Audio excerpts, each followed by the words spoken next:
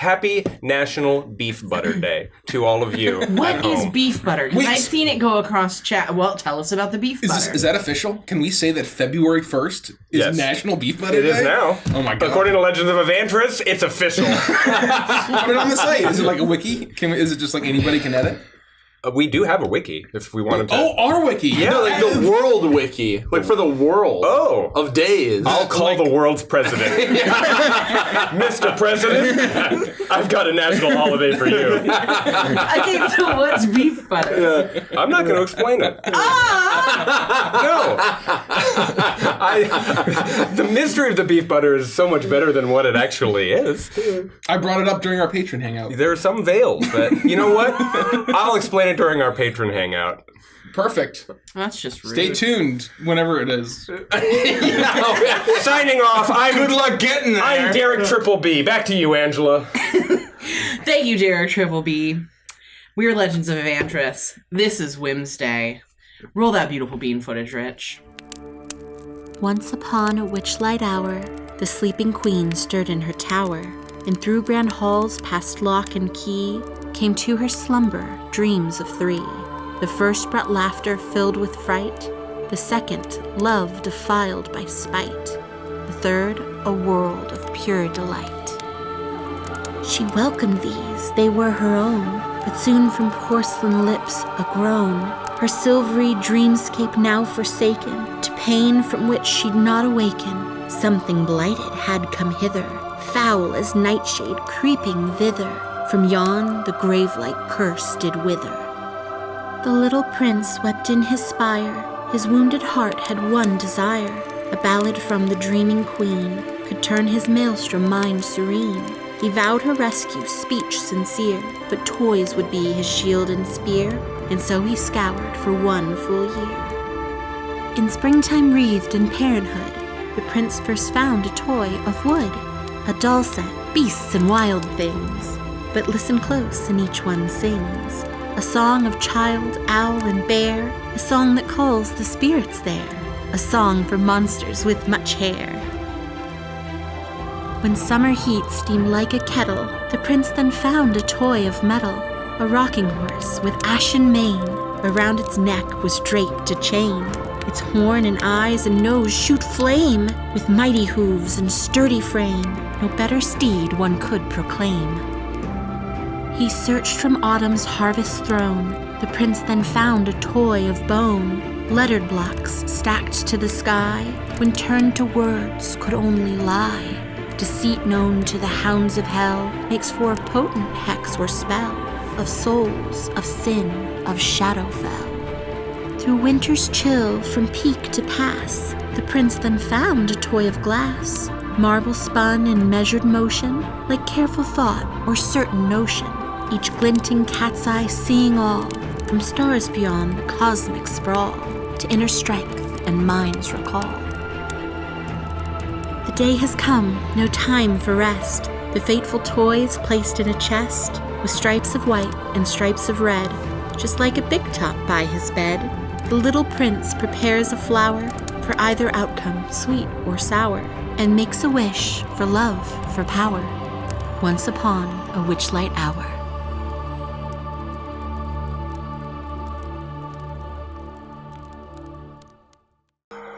You are walking through the swamp of Hither in Prismere. And you have had quite the interesting evening. But Hootsie is now by your side. She has been rescued. And though it was through some shenanigans and a bit of fey wackiness, you were able to procure her. But you are now set out on another task. You have met with an emissary from the Summer Court, an emissary of Titania herself. And this fairy dragon is locked within a cage that had been previously ferried through the skies of Prismere on a balloon that crashed into the slanty tower. You want to help rescue him. And so you've been sent on a task of retrieving the key to his cage, a magical key, the only key that will unlock this magical cage that was crafted by Bavlorna Blightstraw herself. And the key has fallen into the hands of a goblin known as Jingle Jangle. So you have been set on the path of finding a moving hill, Telemy Hill. Last seen, somewhere north. Seems like most things in this place are somewhere north.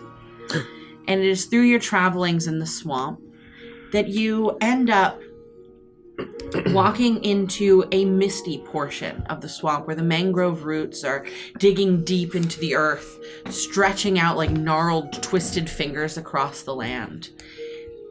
As the mist swirls around you, you begin to see forms and shapes appear off in the distance. Visions of a battlefield. Whether this is past, present, or future is hard to describe, or hard to tell. As you see the forms of giant beings, a third eye present on their faces, laying slain upon the ground, stacked bodies high, intermingled with fey creatures of all kinds. From a common brownie to fey creatures that are heavily armored in beautiful regalia that could only be, that look like they may only be forged for the highest ranks of Archfey. Ooh. All of them intermingled and equal in death. And as you watch the steam rise off of these, in this image that you see appear before you, freshly slain bodies, you see two large forms begin to make their way out of the mist, walking towards you. Clearly, more of these giant kin, at least in size. But it's hard to tell because they are fully armored, including helms that cover their faces. And as they walk towards you, their hands on the hilts of their blades, they kick with their feet at these bodies, moving them to make sure that they truly have found peace in death. Their armor shines in the pale moonlight as it drifts down through the outstretched branches of the mangrove trees. And you see that their helmets have completely cover their face, and stretching around the backs of their heads are the wings of an owl. And upon their chest is the emblazoned visage of a barn owl itself. And as they get directly in front of you, they disappear into mist. And what had once been a battlefield is now just the chirping, fetid swamps that you've been walking through for about an hour now. You look around you to see the remnants of this vision, and for mere moments you can still see the fading scene as it slowly just disappears into mist, until it's nothing but you and the flitting dragonflies and other swamp-like creatures. It's fairly silent here, aside from the natural noises of the swamp. There is a somber peace to this evening.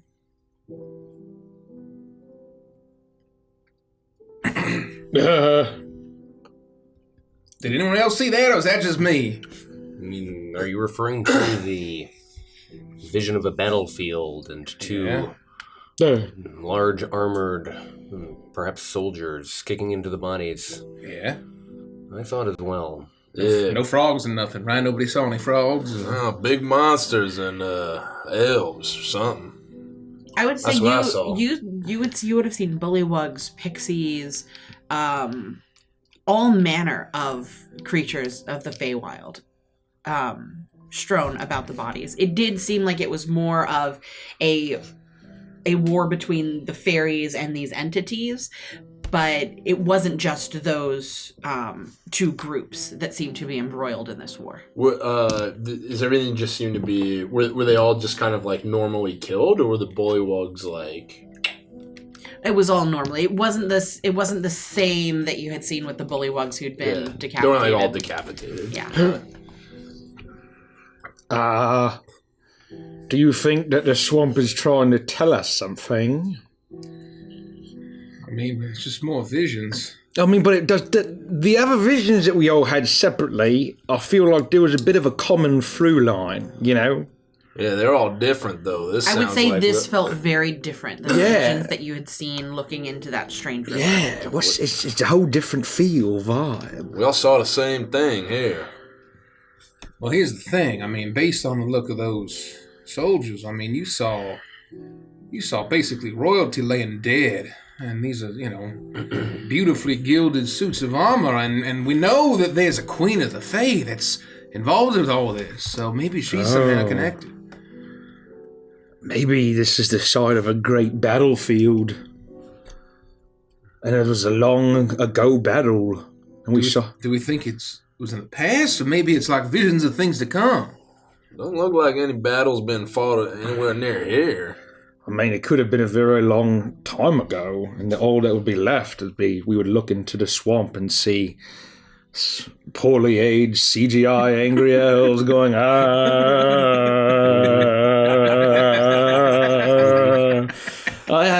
that could still Don't be... follow the lights, Greco. Don't follow the lights, I'm not going to look into the swamp now. Questionably aged CGI elves. Well, I, for one, don't really want to poke around too much. I mean, maybe it's Zabilna trying to, tell us something. Maybe she can sense us, or maybe we're trying to be creeped out by the hags. What they're saying about whether or not it is a vision of the future or the past does intrigue Frost. He, as swampy as this is, will inspect and try and get a sense of maybe there's bodies underneath the swamp or trinket, anything that would indicate that this perhaps already happened. Roll an investigation check for me, please. Oh no, Frosty. Oh God, he's getting right. Oh, let me see his shoes on. Oh man, I can use my mind hand to probe the waters. That's a good point. I will enjoy a 19 mind handing. Perfect. That's a very good 19 mind handing, I would say. Oh no. I'm getting in there. And then can I also have you roll a D100 for me, please? Yes, You said a 19? I'll have you roll a D100 twice. D100, 64. Roll it again, please. 64 and an 8. Perfect. You begin to reach down into the muck of the swamp, and as it almost bubbles beneath your hands for a moment. Just the swamp here is naturally, as you have already experienced, quite gassy, as bubbles pop and you can smell the stink of the things that are rotting beneath the initial layer of this swamp. And as disgusting as that is, you breathe in and you smell the sense of natural state of decay, of plant life and such. But you, looking through this, you don't see anything that would lead you to believe that any time recently there was any sort of battle here, at least as far as you can tell, though your experience with the way that time works in the Feywild is limited. Yeah. And you do know that it functions differently here.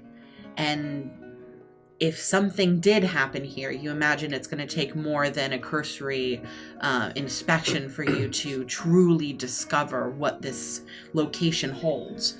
But you are able to reach down into the muck and find two things. You said you got an 8 and a what? 64. You reach in and you find what looks to be a piano key, carved with intricate designs depicting a festival, like a grape festival with dancing satyrs, wine, cheese, feasts. Cheese feast. Very similar, actually, as you're looking at this. It reminds you a lot of the Dionysus festival that you had experienced at Pixie Kingdom. Dionysus, but this looks far older. And as you inspect it, though you're not so familiar with all things Fae, there are things about this that stick out to you, and you are able to determine that this is a piano key carved from a satyr's horn. Ooh. You continue to rifle around in the muck, and you're also able to find a tiny pair of sharp iron scissors. They're intricate and floral and quite beautiful, but both of these things appear to be nothing more than simple trinkets of the Fae. But you imagine they would be, given the nature of this place and your need for reciprocity, that these would function really well as currency, as trinkets that could be offered up in trade for services for goods rendered, and that their value might be fairly high.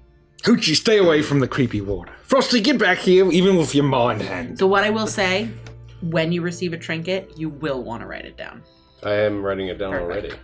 Just making sure. I have found 2 trinkets in the water. They don't indicate any more information about our vision, but they do look to me like they could offer some value, perhaps to the inhabitants of this strange realm. Oh, well, I mean, didn't Bavlona drown the whole place? Well, Yes. was it a swamp before, but it's even more swampy, or was it just like some beautiful idyllic land It before was probably all a this? beautiful glade, and she drowned it with well magic.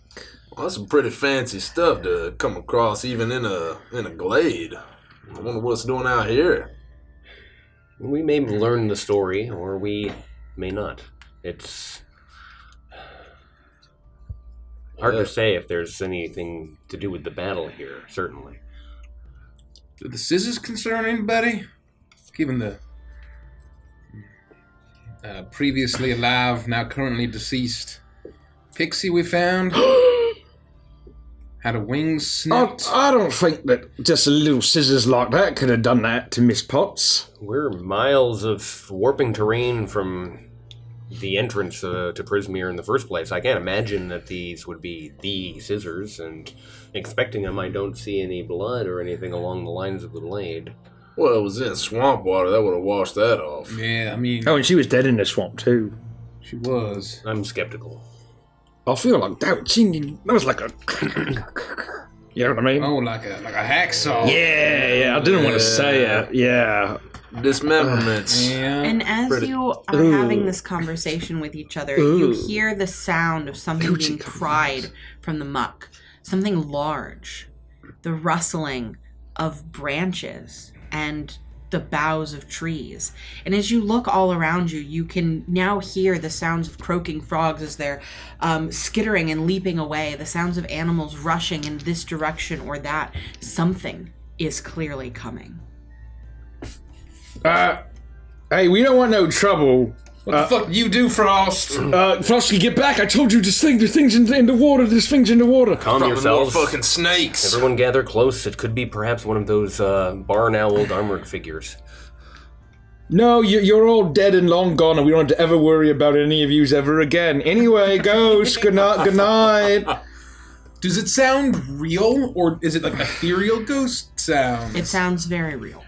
Oh. Do we get a direction of from which Roll a direction? perception it check. comes? I'm that gonna in my ask you dick. this only once. Stop rolling that in the wormwood dice tray, Richard. Fine, I'll I felt that in my re-roll. dick. Re-roll. No, you don't get to re-roll it. You get to take that roll. Fine. It's a 11. Roughly somewhere to the north. Does it sound close or far away? It sounds close. Oh, it's in the direction we're going. Excuse me, strange, spooky bug beast man, woman, or someone else, or a monster. We have a child with us, so we don't want any trouble. She's very cute, and we just got her back, and so we are just trying to get a nice bowl of stew. We were told to eat stew, so we're going to do that. Not stew like a person that we're going to eat. I'm not one of those goblins, unless you're nasty and you ask for it. Anyways, we're going to keep going. Goodbye. Gideon, if Gricko is antagonizing whatever that's making this sound, be ready for anything. Well, I suppose I don't need to tell you that. Be ready for combat. I'm not trying. Well, okay. I'm trying to find another policeful situation.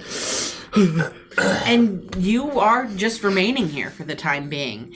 As the branches move away, you begin to look down at the mangrove trees and see that part of the noise that you're hearing is the actual retraction of their roots as they are pulling their roots away from a location that is off to the north, because everything is to the north in this campaign. That's sexy picture. And you see as it's almost a swarm of fireflies as they begin to swirl and convalesce around you. Oh. And then they create a path.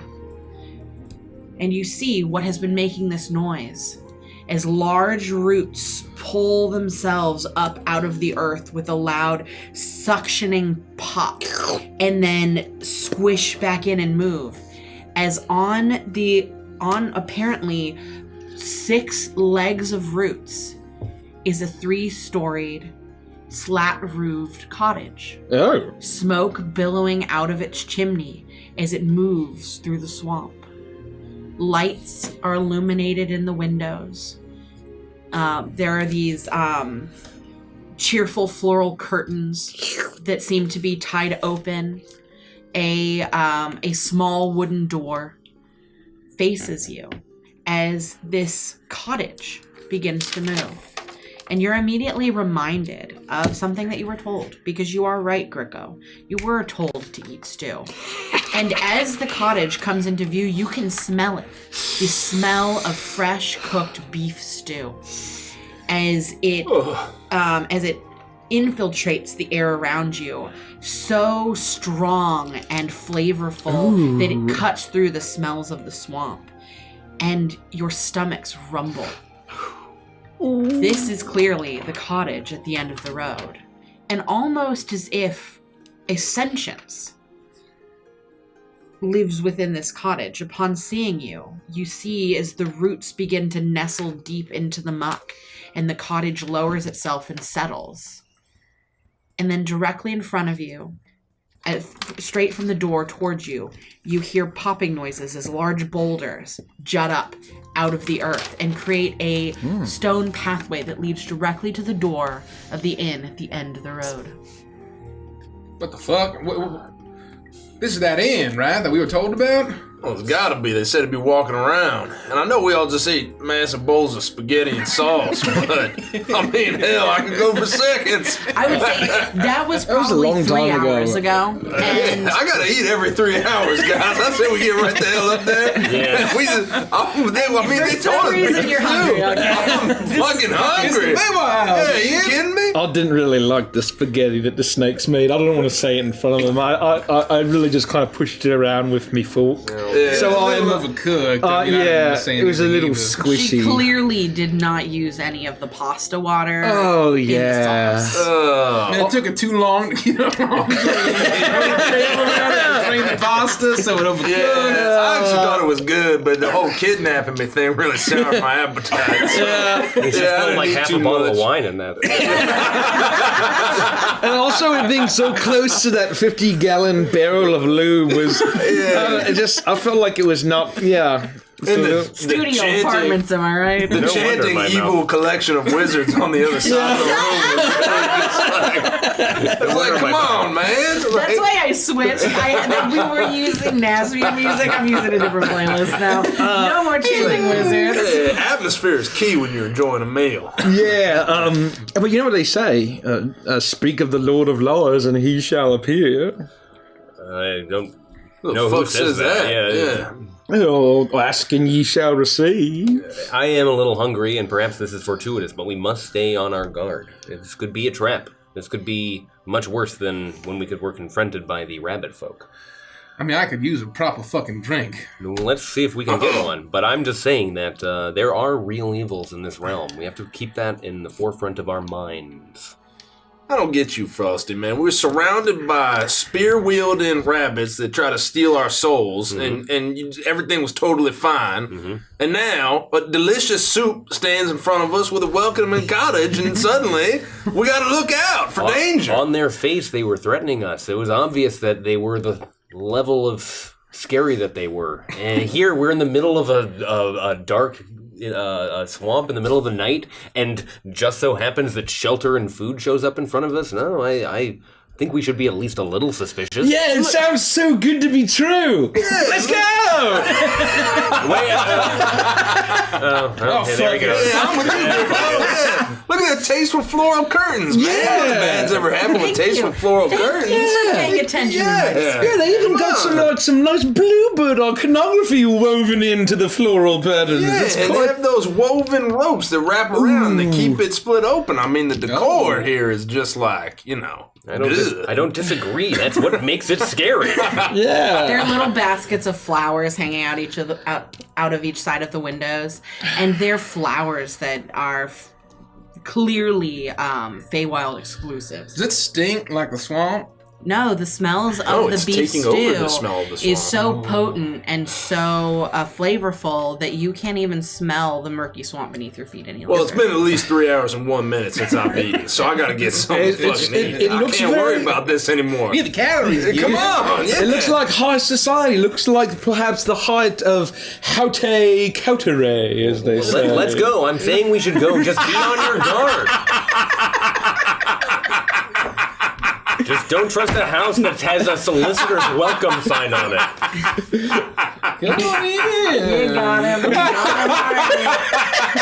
Didn't take long. $2 rail shots. Oh, this is a college town. Equivalent to 7 p.m. Oh, fuck. Okay. You make Theater your college, way. too. You make your way up to the front of this cottage, the inn at the end of the road. And as Gricko is at the front of the envoy as you make your way to this cottage. And as you reach out to grab the handle of the door, it begins to swing open on its own. With a soft creak, the door swings open on its hinges, and you are met with a warm, comfortable wave of heated air. You can see into this place, and the wood flooring is old and worn, but well kept. There are tables here and there about the room, small tables, enough for 4 people at most, with matching wooden chairs. All seem to be carved out of mangrove trees, as far as you can tell. There is a roaring fire in the hearth. The mantelpiece is decorated with all manner of things, little figurines, all appearing to be carved out of wood or harvested from the earth itself. A portrait is set above the mantelpiece, a beautiful portrait of what is clearly Zybilna. Oh. Her pure white hair, she's easily recognizable. She had been depicted to you before as almost a fairy godmother type woman. And her pure white hair, the jubilant look on her face. She's wearing a beautiful pink gown, and behind her are what appear to be just a litany of happy and joyous, not compatriots, or certain Patrons? No, she would be the patron of.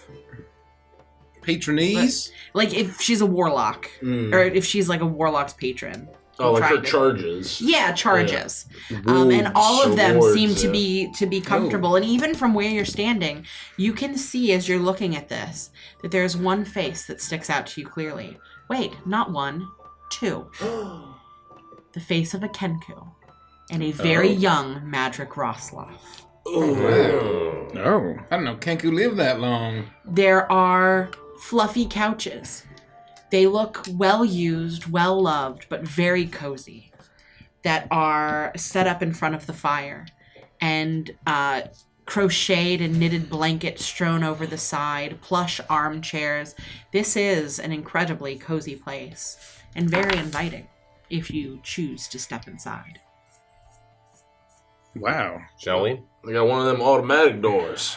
It's great. I fucking hate touching handles. hold on. You sleep in the mud, kid. Yeah, well, I hope the owner of this establishment doesn't mind. I'm going to reach into my keep woodland one kit thing clean. and pull out like a little canister. No, hold on. Okay, yeah. Stick it back in. My WD-40 the hinges.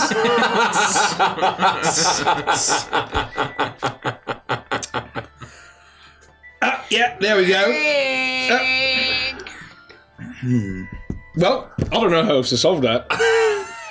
What's the problem to solve? Well, hang on. I think he's got a right idea, but I think it's kind of like those crowns, And Cremmy was always saying, fate engineering is a little different from engineering. You can't fix it.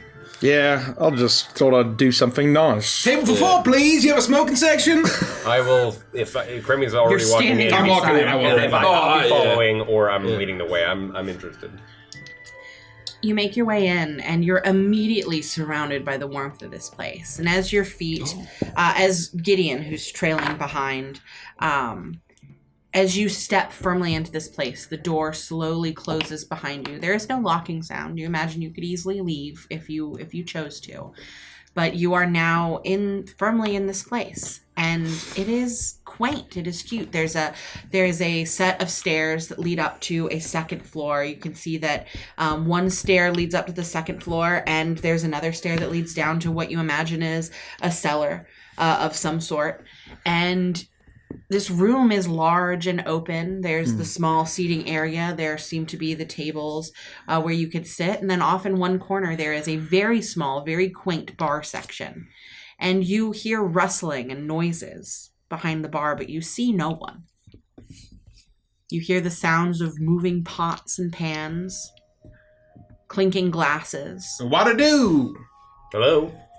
Y'all open for business? I'm presuming you are. Yeah, I'm down here. Oh, down, and I look over the bar. You look over the bar and you see a tiny fey creature. I would say, just for the sake of ease, this is clearly a brownie. She is 2.5 feet tall, tops. She has a small red toadstool bonnet on top of her head. She's wearing a mossy green dress with puffy sleeves and dainty lace with a red and white checkered apron over it. She has a cute lacy cloth that she's using to clean out glasses, and she has overly large spectacles. These are way too big for her face, which, as you're looking at her, you realize her head is slightly too large for her body. The proportions of these brownies is quite cute, giving her these almost large bug eyes as she looks out at you. And she stares up. You see tiny to you, but proportionate to her body-sized wings on the back of her body. She clearly has a flying speed. This is a fairy in all manners of the word, but specifically a brownie. Her hair is a very pale brown with hints of red in it, and her eyes are a piercing green. As she looks up at you through her spectacles, her eyes look incredibly large, and you see a smile alight on her face. Ooh, we haven't had anybody here in so long. Hi. Hello? Hold on. And she pulls a small little ladder up to the side, and she slowly begins to climb it, and she stands on the counter. She's now face to face with you. Well, what to do, mademoiselle? My name is Creme LaCrue. We are Carnival LaCrue, and we're hoping for table service, if y'all are open. Well, my name's Twig Toadspring, and I'm a brownie, and I run the inn at the end of the road. Well, Miss Toadspring, that's your name? Your last name? Pleased to meet you. It's a pleasure to meet you. And, I mean, you are just a breath of fresh air in this fetid swamp, let me tell Are you. you gonna stay here? Oh, I've been so lonely. Absolutely, we'd love to stay, yeah. Do y'all have rooms, too, upstairs? Oh, do you want one big room for a slumber party? Can I stay there tonight, too?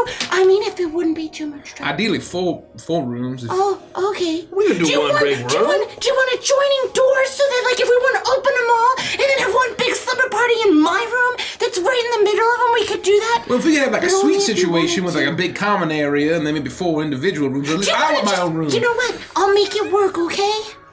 Well, he can stay in his own room, and we can also have adjoining rooms. And if you have enough blankets, we can make tunnels. I have If all you the have blankets. sticks. I love to crochet. I do it all the time.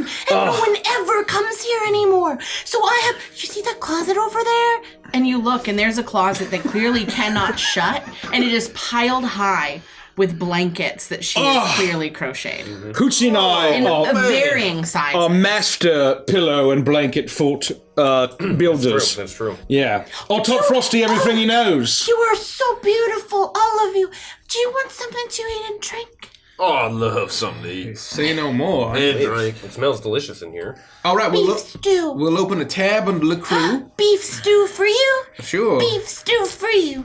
Oh, I'm not gonna keep singing Beef the song. stew for me, and beef stew for he. Oh, damn it. Hey, that was pretty good. Oh, well, he said he, I said me. Oh, thank you. Well, Yeah, that was a good. Thank you. There's never anybody here to sing songs with me Oh, anymore. man. This is getting a little depressing. No, it's a good thing. Oh, You're well, here now. We'll keep you company. Yeah. And so we'll take however many rooms. You charge us whatever you need to. And Charge you? Yeah. is it free? yeah, I mean, What do you mean charge you? Like Money. tell us how much money to pay you for your services in exchange for, food and drink and lodging and. Twig, you have to understand, we're quite new to the Feywild. Where we're from, people require an exchange of goods and for services like food or Here, we just require the rule of reciprocity. I do something nice for you, you do something nice for me. Oh. Or, all right. Or you provide a fun trinket. Like, look at my mantelpiece. Do you see all the cool stuff I have up there? Oh. And as you look at her mantelpiece, there's a bunch of cool stuff up there. There's a lot of cool stuff. I love the Feywild. Many trinkets. Many trinkets. And she does have what appears to be a large wooden bookshelf that's made out of mangrove roots. And there are a plethora of beautiful books. And intermingled through them, there are different types of fungi. There are trinkets of all sorts, little dolls, figurines, art pieces, clothing, like random folded bits of clothing that clearly don't belong to her. They're not in her size. But things that she's been gifted and given throughout the years for her service running the inn. I'd be happy to offer you a trinket. Oh, I would love a trinket from you. Well, I was just out in the swamp and I found a few items, but Oh, swamp toys. I love swamp toys. those are from here. I imagine you want something perhaps a little more foreign. And here, I'll rummage around in my pack and walk I love over swamp to the toys. shelf, and I will place a wooden carved signal whistle onto the shelf. This was carved by Grico. I think it has a perfect home here. Oh, It looks great up there, Frosty. you made this? Oh, yes, I did. For me good lad. What does it do? Oh, if you blow on one end here, why don't you try it? Blow on the small opening there. Not too hard, but you have to actually put your lips around it and blow. Oh. Oh. It's sanitary enough.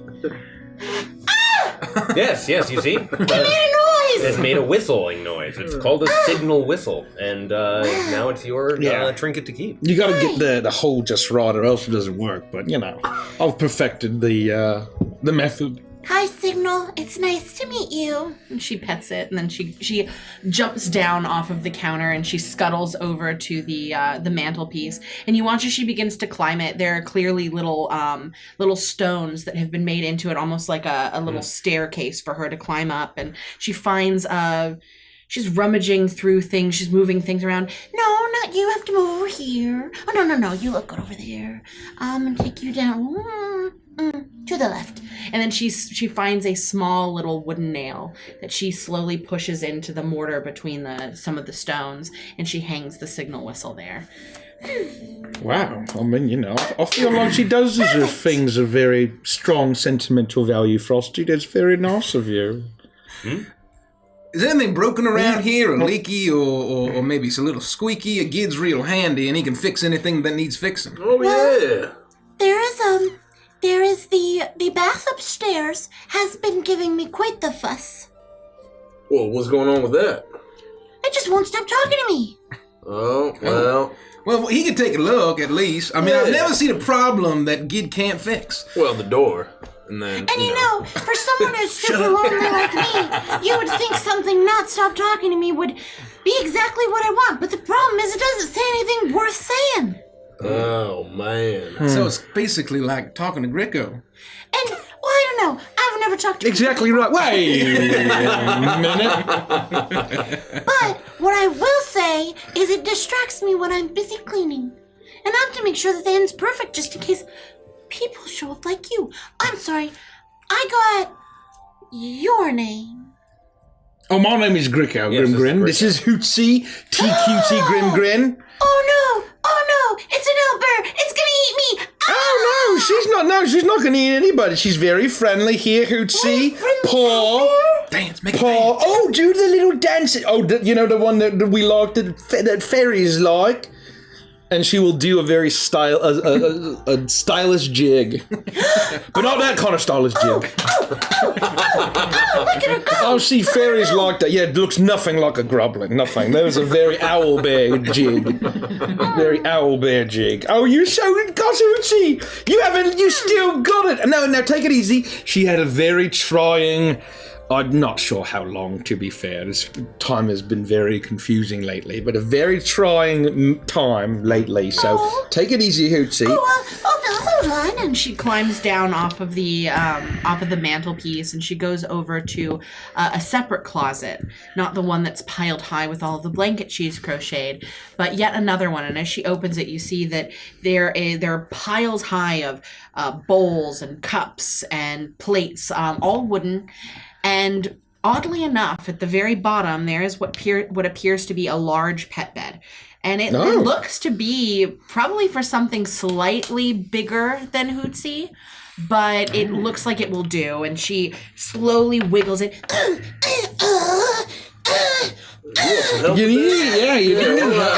could never ask you to do work. Well, you gotta ask. Hold on. Yeah, I mean... Be gentleman, Gid. Oh, Come God, on. yeah, come on, I got this. Are you sure? Yeah. Please. Thank you. Okay. He's my... You could call Gid my guy equivalent of Friday. Okay, if you could just drag it over in front of the fireplace. Yeah. Oh, Hootsy, we love the fireplace, don't we? We just want to keep her warm. Does she like milk? Oh, she loves milk. If you have any Happy rat milk. snacks as well, she loves rat snacks. No, the rats are friends here. Oh. Hootsy? Oh, what do you have? Open your mouth. No, Hootsy. Frederick, you're fine. Hold on. Oh, you're fine. Yeah. Luckily, when I tell her not to eat so fast and she should chew her food, I'm glad she didn't listen to me this time. Frederick, sorry. Sorry. I'm so sorry. She didn't mean it. No. I promise she didn't mean it. I know it's your He's got X's over his eyes. He's clearly dead. Oh. I know it's your home too. No? Okay, go hang out with The other, she puts him down on the floor. He doesn't move. He'll eventually meet up with the rest. Frederick. I'm sorry. So you were Gricko. This is Hootsy. Yep. You are. No, my name is Morning Frost. You can call me Frost. Okay, I will. I'm Gideon. I like that name. Oh, thank you. It's the only one I've ever had. So, well, Cole, I got another name too. It's a That was a good lie. one. So sorry. Wait, is your What? first name Skull? No, my last name's Cole. My first name's Gideon. I like that name. You should keep it. Don't let Okay. anyone else have it. Yeah, no, well, man, yeah, somebody else decided they want to name like a child after me because they saw me win the cake eating contest. I mean, You I think won a that'd be cake fun. eating contest? I did, yeah. I beat Barely. Frosty. Barely. Yeah, in a landslide. You wouldn't believe it. He gave up after like 3 cupcakes. I thought he was going to hold it together. Very many cupcakes. Yeah, not only then, but when we were done, my celebration feast was an even larger cake. Were you able to eat that one too? Yeah, I ate it while I watched him pass out after 4 cupcakes. He kept trying to make these little sandwiches out of it, and he just spent too much time. I thought it was a nice strategy, Frosty. Frost, if it makes you feel better, that's how I eat my cupcakes. I rip them in half. I take some of the frosting off the top, about half of it. I scoop it off. I don't eat them in a smash them together. That's weird. But you just That's what I'm take saying. some of them and you get some of the frosting off and you rub it around on the bottom piece, and then you have 2 cupcakes. Eat them separately. Yeah. Exactly right. Yeah. And then You the do that ratio the from ratio. frosting to cake is so much better that way. I like to really bring it in frosting first, because then what happens is it gets caught in my beard. So when I'm done, I just do one. You have some for later. Yeah, I've exactly. always wanted a beard. Yeah, well, it's pretty handy when you're eating cake. So Yeah. you know. I don't have cake, but I did make a fresh pixie berry tart. Oh. What's a pixie berry? What's a pixie berry? I just like to clarify whenever I hear there's a pixie X It's food. not made of pixies. Okay, that's all. No, they're these beautiful verdant green bushes that sprout up all over Prismere. That's And nice. they have bunches of berries on them. And unlike some other berries, where the colors are all the same, pixie berries have colors of all variety in a single Oh. bunch. Well, Twig, that sounds great. Do you have any coffee? Huh? Yeah, there's coffee in Adventures. Coffee. I mean, it's coffee and Adventures. I don't know what the Feywild give. They probably got tea. You got coffee? Yeah, coffee. Coffee? Tea. It's like a Oh, a dark- nice cuppa, Joe. You know, Who's Yeah. Joe? Joe.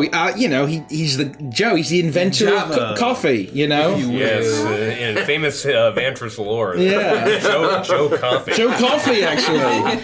The great Galtican founder. Yeah, Mr. Snake knew all about it. Yeah, Joe Coffee. I made a fresh pot of pixie berry tea.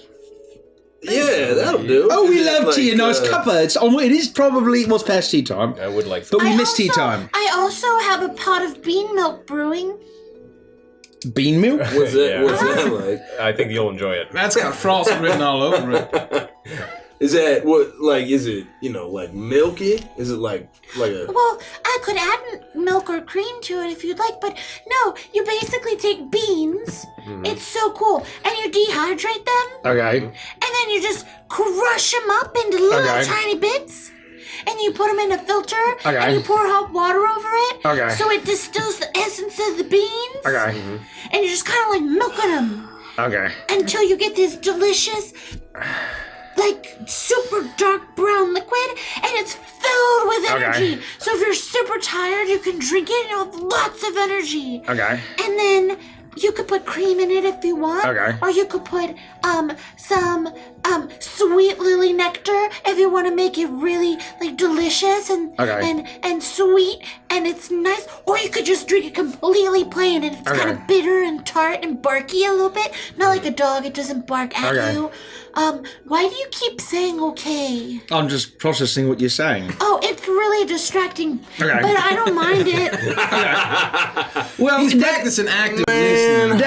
that sounds really nice, but we generally prefer coffee, so we'll just stick with the tea. I Yeah. think Gideon, you should have some. I don't Yeah. have any coffee. I don't know. Yeah, what that we're is. more coffee guys, so I mean, I wish you had coffee. we're not really For wanting the bean love of all milk. that is holy, get the bean milk. I'll do the bean milk. I like sounds my like- coffee black as midnight on a moonless I don't night. have But coffee. can I Yeah, get you it with don't a have splash of coffee. cream? What? No, he'll have do the bean milk the fake thing. bean Yeah. stuff. Oh, the bean milk? You want bean milk with cream? Yeah, Frosty can't stop recommending it. Something Yeah. about There's beans. nothing It like sounds like coffee. just how regular milk is made, where they no, I dehydrate don't- cows and grind them Yeah. keep them in hot water. Okay.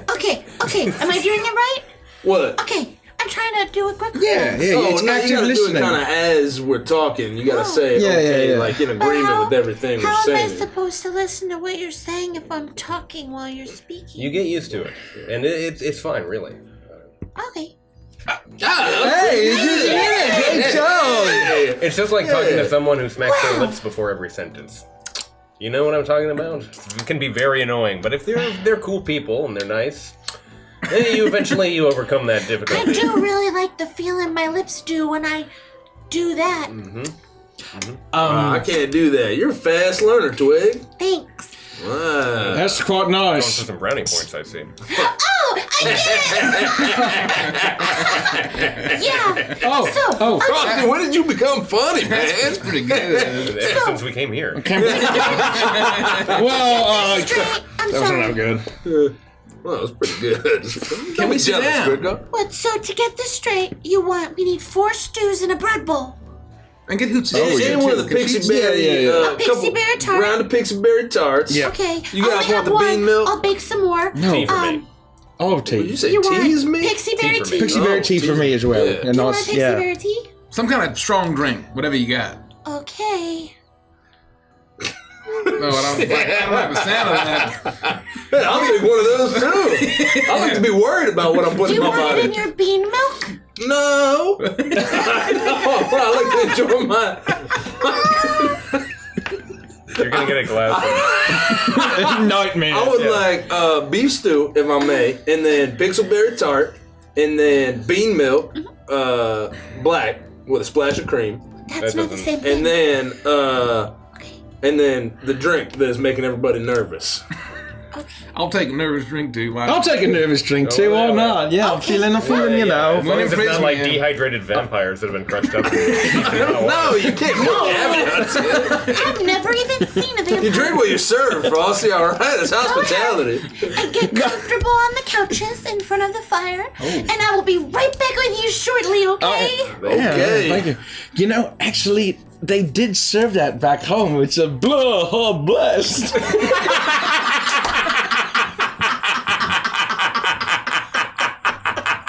Again, I pretty good. remember when they discontinued the Blaha blast. I was so disappointed.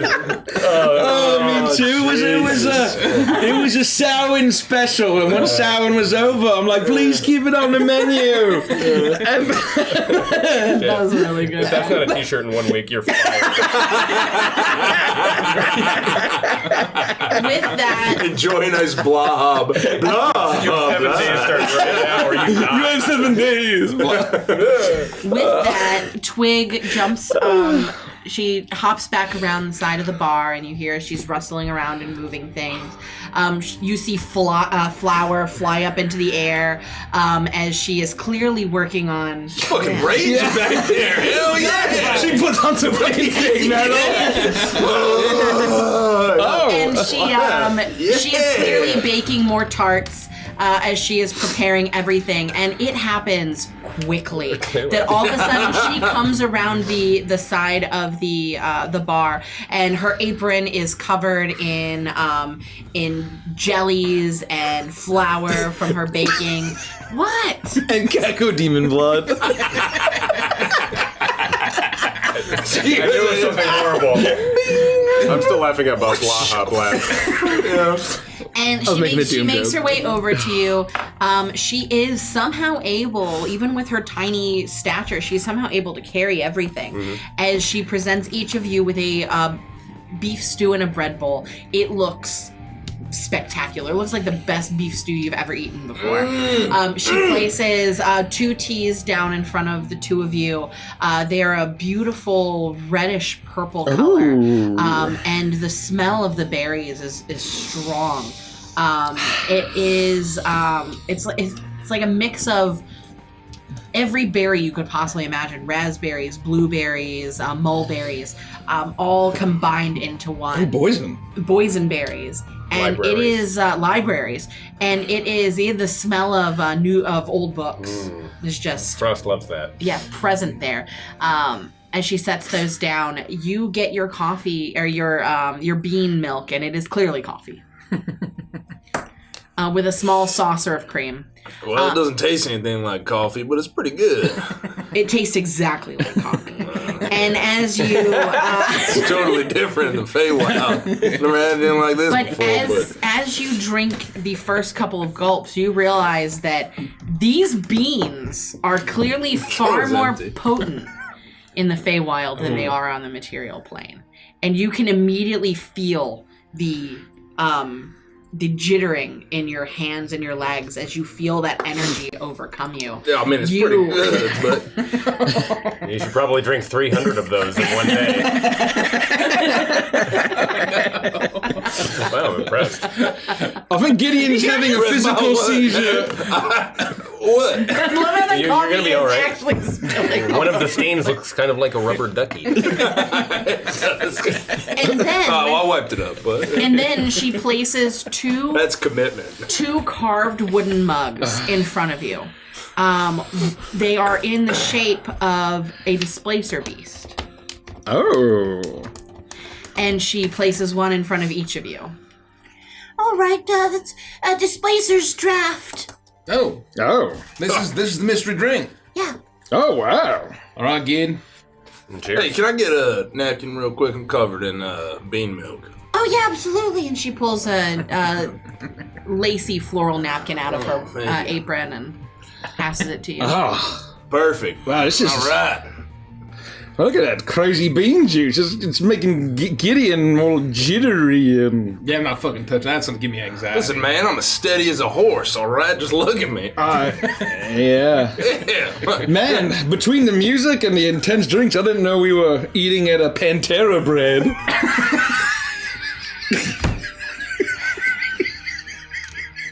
You know anything a little jazzier you can put on? Hey, this fucking rocks, man. I love this place. It's Beef just sort of, stew? it's just kind of ups my vibe. I fucking love this place. Hey! Yeah! Oh, Mellow out a gosh. little bit. Let's displace. All right. And cheers, as fellas. you raise to cheer, you hear, and it is not a knock at the door. It is clearly something ramming up against the outside of the house. Who was that? Who was that? Oh, not today. You hear a loud scratch down the side of the walls, like nails on chalkboard, but far worse. Everyone put their drinks and food down. Be ready for anything. Well, hang on. I'm not Oh, come on, please. Yeah, come on. It's probably just an owl or something. I stand and I will get to the center of the room. Get her. Let's share a smoke real quick. No, it's probably a very brain traumatized owl now. Like my cigarette holder. Like, Can you roll a perception check for me, please? Halfway. Whatever comes next. Oh I gosh, the smash music stopped. Oh, it's smash spooky. Oh, it's spooky. I smashed the pixelberry cobbler into my mouth. Am I getting a note of plural? It's Terry's berries. With a 17, your friends are panicking, essentially, but you get to the middle of the room, and you begin to spin slowly in circles, keeping your eyes on the windows specifically, as you see a shape move quickly past one of the windows. You dart to the next window, and you see it move past you. You know that your next motion, you should be able to catch it. As you dart one more time, you see clearly this hulking form, gigantic in nature, one hand up against the window, its large hand, the claws coming from it are yellowed and elongated. The face is a face you recognize, but different. It is more menacing, more evil. The fangs that hang from his mouth, from Torbeck's mouth, are far larger than they had been before. His eyes are wild and in a frenzy, a dark red glowing color, and you see that on his back is some kind of contraption, seems to be bedded directly into his flesh. Vials filled with this beautiful purple glittery luminescent substance that is coursing through his veins, causing his muscles to tense and contract. And as you stare at him, he turns and he looks at you, and I need you all to roll for initiative. Andy, can you please take the DM station for me? The greatest reveal of all time!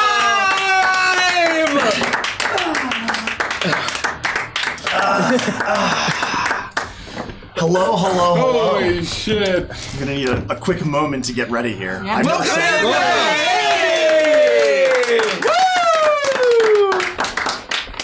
gonna Put on the let's take a coffee break. Hello. Coffee break. Quick coffee break. Wait, hold on. You ready for the... What? Let's do this right. Hey! Oh yeah, because you didn't know my character's name. That's No, unfortunate. I just did innkeeper. Poor Twig. Okay, so just real quick, for minis, we have this battle cam.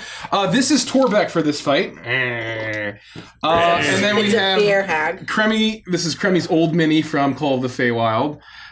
We have Old Gricko from Call of the Feywild. We have this. Tai Shen will be filling in for Frost. Gosh, I just love tea so much. And Yorgrim will be filling in for Gideon. And if we have more combat, I guess we'll have to actually get actual minis. Oh, yeah. Oh, it's so bad. And Hootsie. I've been asking for it. Oh, hold on. I gotta say. Oh, here's Hootsie. Hootsie. Belch. I'll turn myself into Pilgrim. I'm Pilgrim Gricko. Okay, that's it. That's it. And then this is Twig. She's missing an arm. Yeah, well, she's been missing an arm. After Torbeck's done with her. Like a fucking chicken wing. Oh, God. A Peruvian chicken. Rotisserie. All right, is everyone ready? No, but yes. Yes. Yes, Captain. The door of the inn makes that same creaking noise you heard earlier when opening on its own. From out of view, long, impossibly long, tendril-like fingers slowly creep around the door frame. The fingers steadily draw a figure into the doorway of the old strange cottage. It appears to be almost more shadow than person, except for its glowing magenta eyes. The figure easily fills the entire door frame. This isn't due to its bulk or its musculature, but rather due to its unnaturally long limbs, torso, and face, all hunched over as it begins sliding into the tavern. As it fully stands and stretches inside the entrance, its limbs almost unfolding now that there is room, you notice first how eerily silent the figure is. You can see it rapidly breathing, but it makes almost no sound. Several strange objects are protruding from its back and shoulders. Finally, staring at this nightmare makes you almost feel like a scared child once again. You now realize the monster was your fun-employed acquaintance, Torbeck. Something is clearly wrong. While you recall him being tall, Torbeck's flesh now almost undulates, and his limbs are nearly 2, maybe 3 times as long as you remember.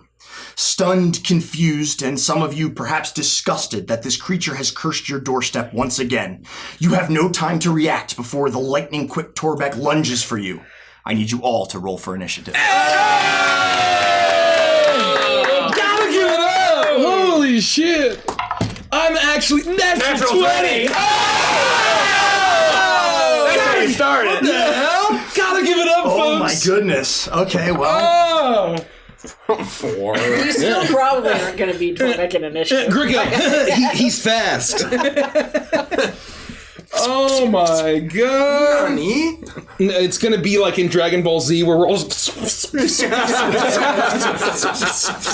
right. I can hardly see them. Well, I can see everything. 25 to 30. Grick, are you that fast? I'm 24. 24. 24, you can go first. All right, I'm going to start over here. We got Gricko. Oh, I got Jennifer Coolidge pulled up. 20 to 25. 20 to 25, anybody? No. Okay. 15 to 20. I have a 18.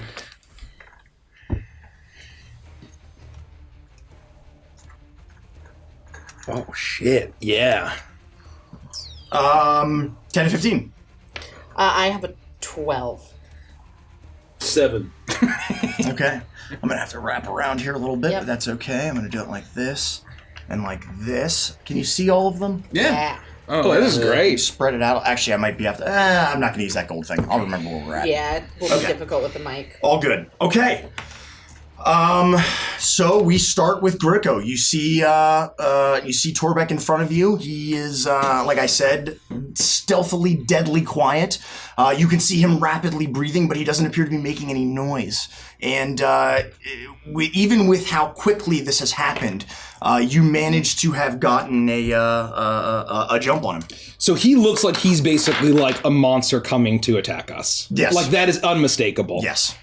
We still kind of see him as Torbeck. You can tell that it is Torbeck, but something is severely wrong. Yeah.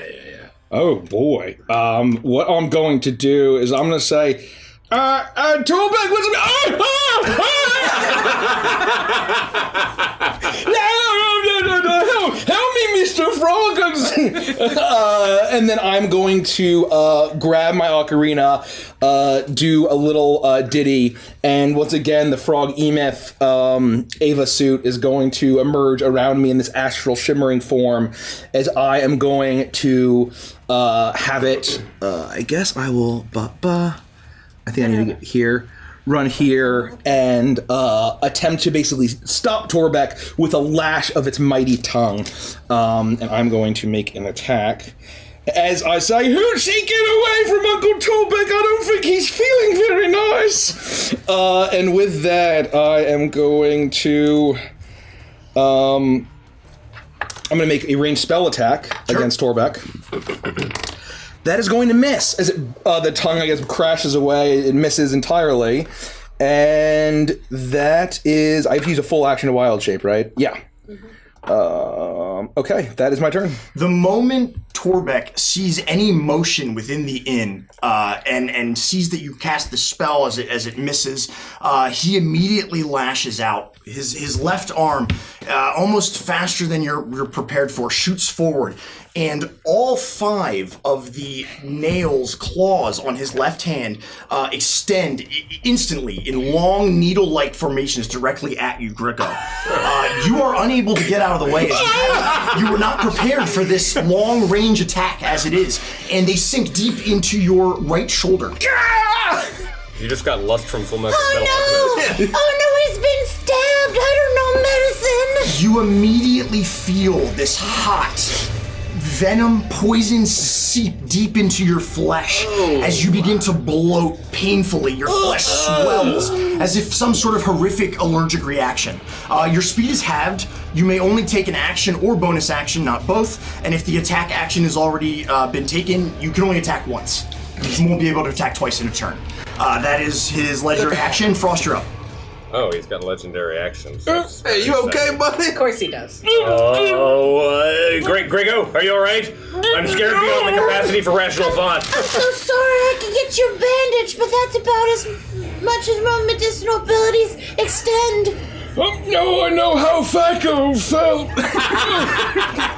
Torbeck, calm down, Torbeck. I don't want to have to do this, but I will if I...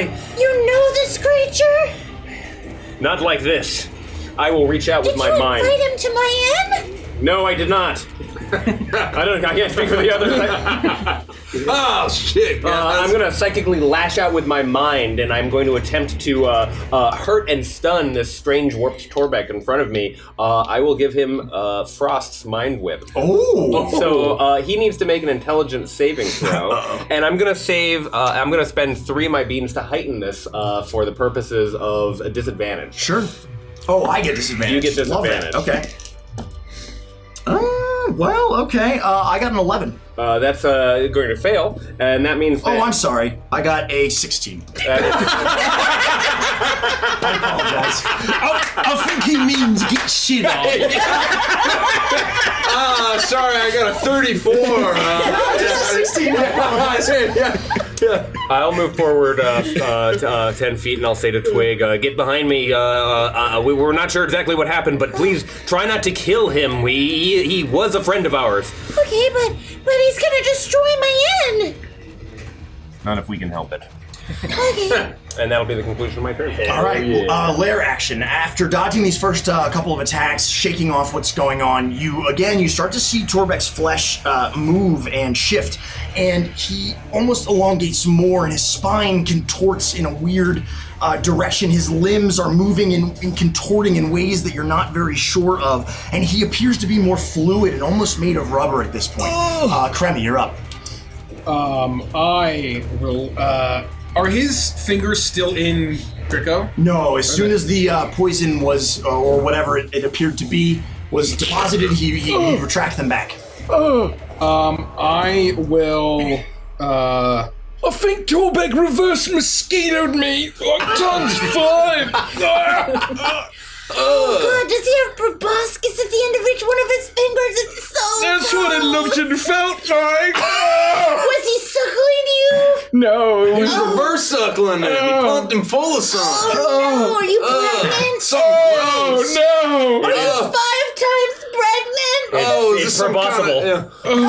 Kremi, you get the sense that after seeing what the shifting that Torbeck has just done, that attacks against him are at disadvantage for the round. Attacks against. Okay, got Torbeck. it. I'll say, Torbeck, I don't know if you're here to collect on your past wages. I'll make do that. I'll make good on that. But you leave us the fuck alone and you go the fuck away. And if you decide not to, I apologize. What we'll have to do, and you'll see my shadow will be sort of moving with the fire behind us, and it'll be sort of moving, and it'll start to kind of wiggle back and forth, kind of separate from my body, kind of moving more than it should. And then all of a sudden, the light from the fire and my shadow will sort of go out, and the shadow will kind of shoot to the bottom of my feet and start to crawl up all over me as ominous jazz plays. Nice. And I become a pure silhouette of Kremi. And where you saw all of the outlines and details, there are now neon lines and sigils and etchings all over me. And my pinstripes are now pinstripes of neon light as I am pure shadow and glow as I use a form of dread. Nice. I gain temporary hit points. What a twist! Oh wait, no, form of dread. I gain temporary hit points equal to 1d10 plus my warlock level, so that's 9 temporary hit points. Ooh. I'm just gonna keep track of that right here real quick. Once during each of my turns, when I hit a creature with an attack roll, I can force it to make a wisdom saving throw, and if it fails, it's frightened of me. Oh, very cool. Also, I'm immune to the frightened condition. So I feel horror and disgust, but then as I harness the power of my patron and I call my shadow and become one with it, I feel this deathly resolve. As I feel the good Baron looking down on me. And that is, I believe, a bonus action. Nice. Let me Now just make I sure. take my turn. Sorry, this is the first time we've had actual combat. That's okay. And then, what I will do is... For my next trick. I will... He does a backflip, and take then, I will take my cane and I'll say, let's see if a curse works on you. And I'll kind of sort of spin it around and trace a kind of an eldritch glyph in the air as I cast Bane on you. Nice. Bane? So make a charisma big guy. saving throw. that's where Torbeck's a like. I fail. Oh, great. So, You can twist of dread it. you could twist it. Not yet. DC's 15. So, whenever you target that fails a saving throw, makes an attack roll or a saving throw before the spell ends, the target must roll a d4 and subtract the number rolled from the attack or saving throw. Sure. Delicious. I pass my turn. Okay. You don't pass it, you used it. That's it. No, that was very good. Am I able to get to Gideon? Oh, and I back up. 1,000,000% yes. Yeah. I have 50 movement. I He have 50 says Yes. resolvingly. I don't think so. Twice. You can get to him twice. Torbeck is watching these things happen around him. You can see that his eyes narrow as a hunter might watch its prey, and sees that Gideon has been a little slow on the uptake and immediately dashes after him. Okay, Torbeck. While in this movement, this lightning fast movement, you see that those needle-like fingers on the end of his left hand and on his right hand, the flesh begins to shift and change and grow into almost what looks like some amalgamation of flesh and bone knives instead of hands and claws as he makes 2 claw attacks against my poor friend Gideon. Love that for you. This is gonna be like that scene from Resident Evil where the person walks through the laser grid and just turns into cube.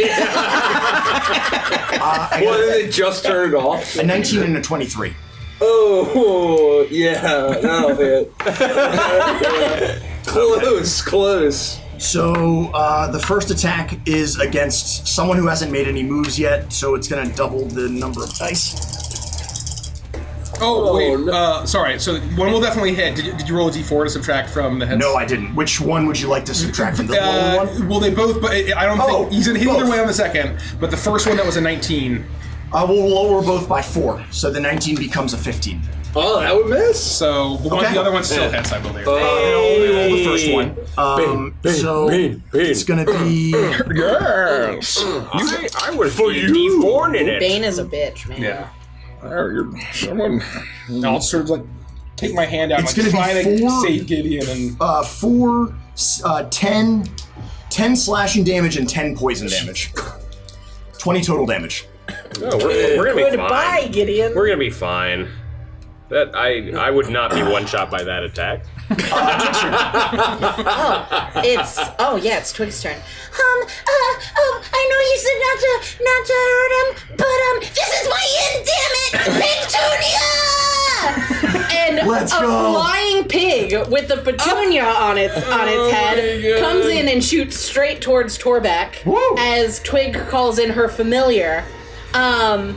And she looks over to you, Cremmy. Us warlocks have to stand together, you know? I like grin and wink. And then she jumps over here and does a Petunia, get him! And Pigtunia is going to flit around you, just doing unknown things. And you will see actually something similar overcome Twig. She's a brownie. And for those of you that may be familiar, I would say all of you are familiar with the fairy tales of brownies. You piss off a brownie, they can turn into bogarts. Similar to Cremmy's shadow, lurking behind this tiny form is the shadow of a large, monstrous creature. It hasn't come to fruition yet, but as she moves, this visage of the boggart moves with her. And she is going to move forward 4 spaces and turn towards, towards, thank you. 4 spaces, and she is going to, she's going to throw up Hex on you. Okay. She's going to use a spell slot to Hex you. And then, I'm so glad she she didn't is call going on to Frederick. cast her Eldritch Blast on you. Oh, you are at disadvantage. She is a disadvantage. Well, it's not going to matter. Yep. Oh, you hit Gideon. 24. That hits. And I can't use my bonus action this round because I hexed, but I get to do this one. And God, I haven't played a warlock in forever. This is so weird. That's the D10, yeah. 15 points of force damage. This is the first noise that you hear Torbeck make as you land this devastating blow. His fur and flesh singes, and he howls in pain and almost reels back for a moment as you've landed a nice hit. She looks out at you with her arm outstretched. Sabina, watch over me. You will not destroy this inn, you horrifying creature. Do you understand me? Even if you're kind of cute under all that disgusting mess. We could be friends here, okay? He's not! But don't kill him! No, you have horrible taste. He's really ugly. I just like everybody, I can't help it. Pigtunia, don't let him out of your sight. And you notice that Pigtunia, who is just essentially a teacup pig with a petunia on her head, does have these pink wings out of her back as she flies around Torbeck, keeping her snout on you.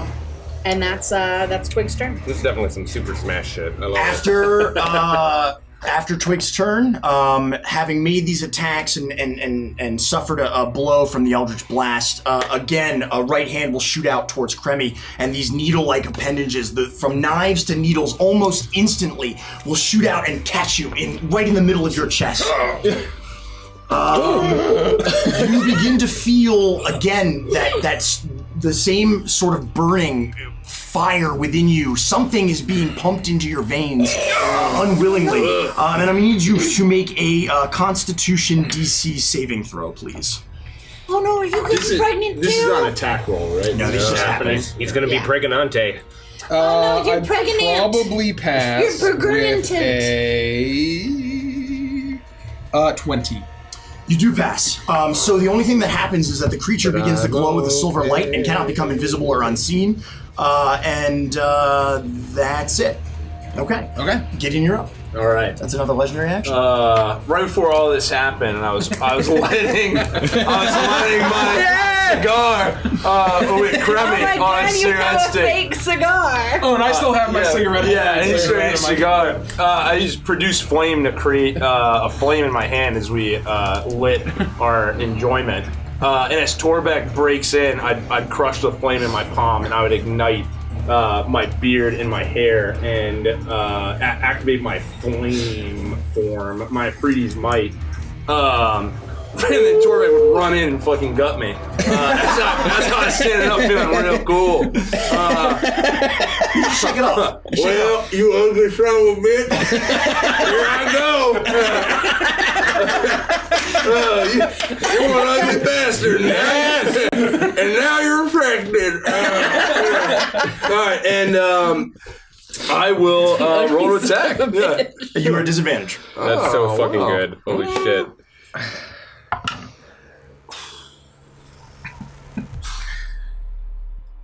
11?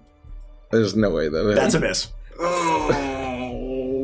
You can use the twist. Yeah, absolutely. We're twisting it. I'm feeling a little twistful. You did just take 20 points. Yeah. And this is our first combo. 17. That's a miss. Oh no! I'm sorry to inform you. That's not. We saw a bonus action. Yeah. That was my bonus action. Was activating my flame form. We'll twist it again. You're kidding this guy. Oh gosh. There we go. Oh, okay. 26. That's a hit. Oh, That's yes. a miss. Oh, No, he's not that severe. That's a hit. Okay. Is that a real cigar? Looks real. Don't answer that question. No, if he lights it, Your Honor. it'll explode. Describe your attack. Let me find it. I hope it is an exploding cigar. It'll like flare out like one of those old cartoon like mufflers when it explodes in one of those. Whatever. you guys are too young for that joke. No, I know what you're talking about. Yeah, the Looney Tunes cigar. Thank you.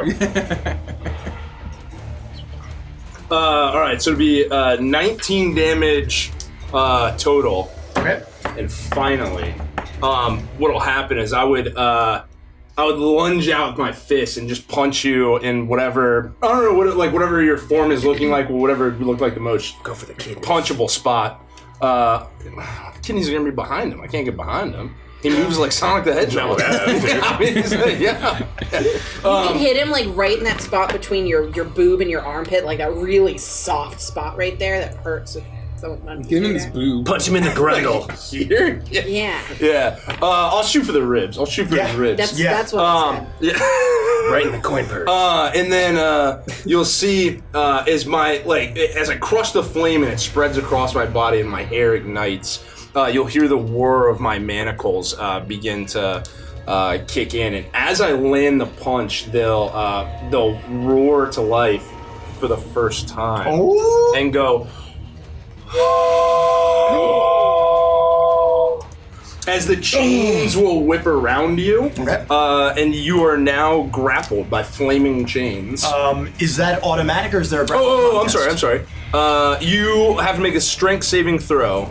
Okay. Minus D4 for pain. Thank you. That's right. Oh, what is the? I meant to ask you, what does Hex do? Oh, it If that's just gives me relevant. extra damage. Okay. On you. You can choose an ability when you make ability checks with Yeah, something. but so there's no Pick one. point. Just You said strength saving throw? Strength save. Okay. Torbeck does have advantage in grappling checks. Oh, it's not a grapple check. It's just a strength save. So this isn't like a grapple contest, just straight up strength saving throw? This is the effect of my chains. Got it. So it's just a strength save. Thank you. because you'll actually be restrained if you fail and not grapple them. Roger. I got a 9 total after the bane. Well, you're restrained for 1 minute. Sure. And restrained is, remind me? You can. I think I can't move, right? You can't move. You're just made it I get it. Speed becomes 0. Can't benefit from any bonus to its speed. Attack rolls against the creature have advantage. Okay. Another The creature's attack rolls have disadvantage. the creature has disadvantage on Dex saving throws. Okay. You can repeat the save at the end of your turn. Okay. Restricted, speed 0, repeat. Got it. Chat's calling for you to dread it. Not yet. Okay. Not yet. Jeez. Is that the end of your turn, Gideon? Oh, yeah, there you go. I'll take that as yes. I couldn't understand it. That's about right. Having received this crushing blow to the ribs, you feel that you connect. It looked like you weren't going to get there, and that maybe Torbeck was a little too shifty, but you're able to connect and deal a good amount of damage. For the last legendary action, Torbeck will almost make a wild sweeping motion with his claws and attempt to catch Frost with a claw attack. It's going to be a disadvantage due to the restriction. You're trained. Yep. Yeah, attack rolls. 19 to hit. Yeah. Barely misses. Barely misses. It was they nearly missed. Frost, you will take 13 total points of damage, 5 of which are poison. Okay. Top of the round, Gricko. Oh.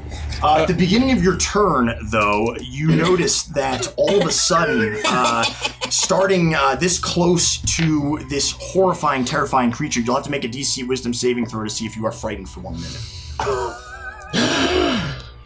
Being in the presence of this enlarged, elongated Torbeck is horrifically frightening. Yes. You're going away from this die. It's going like, oh my goodness! What?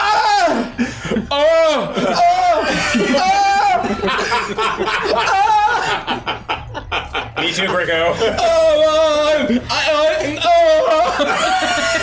This is like when Shredder became Super Shredder. It's real bad.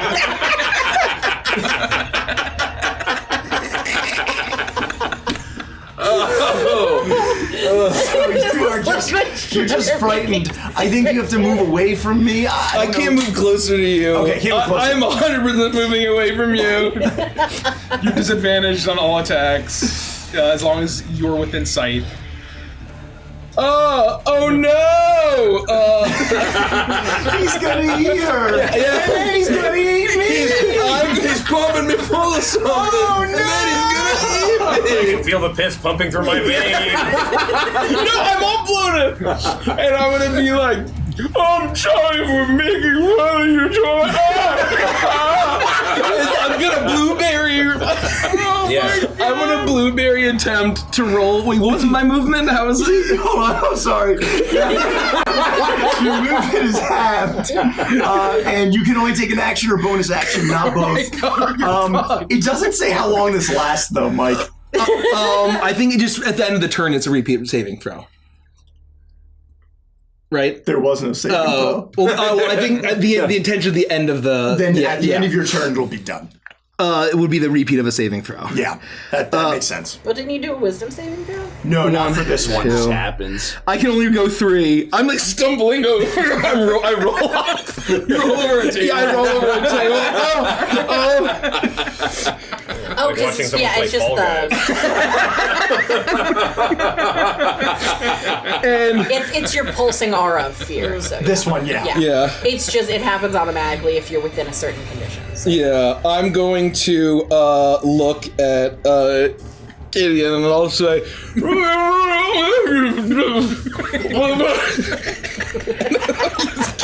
Do that. I'm going to use healing word.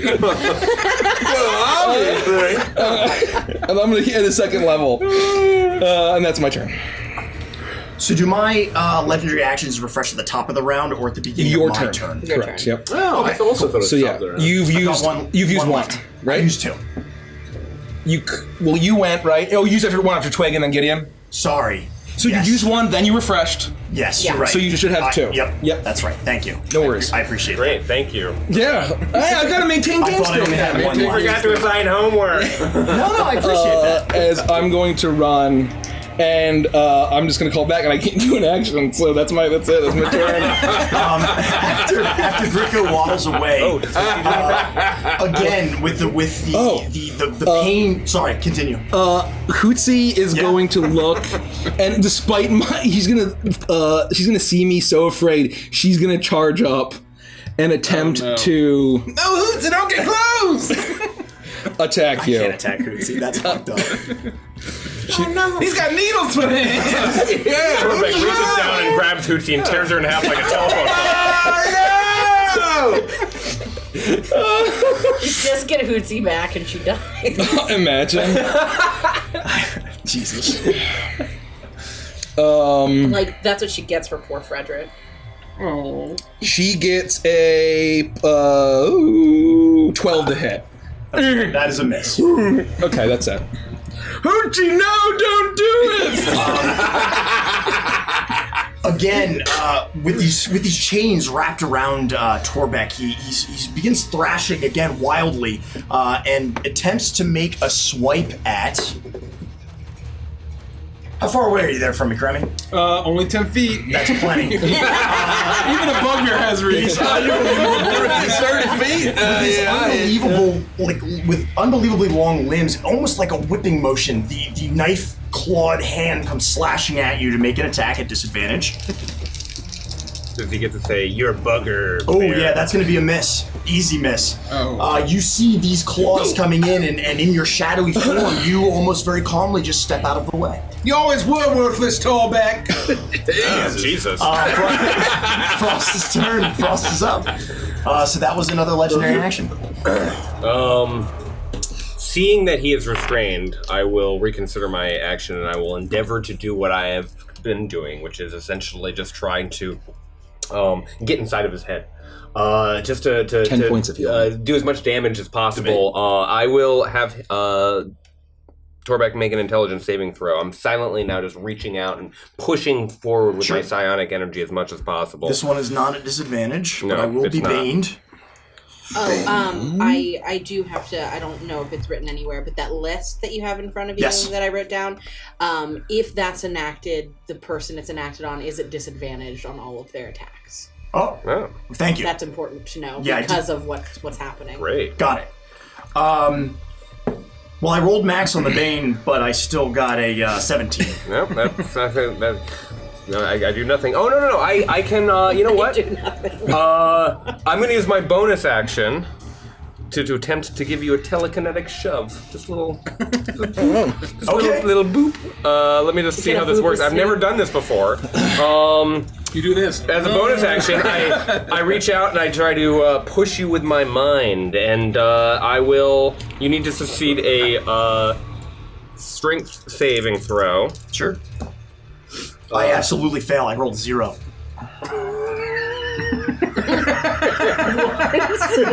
Because of the Bane.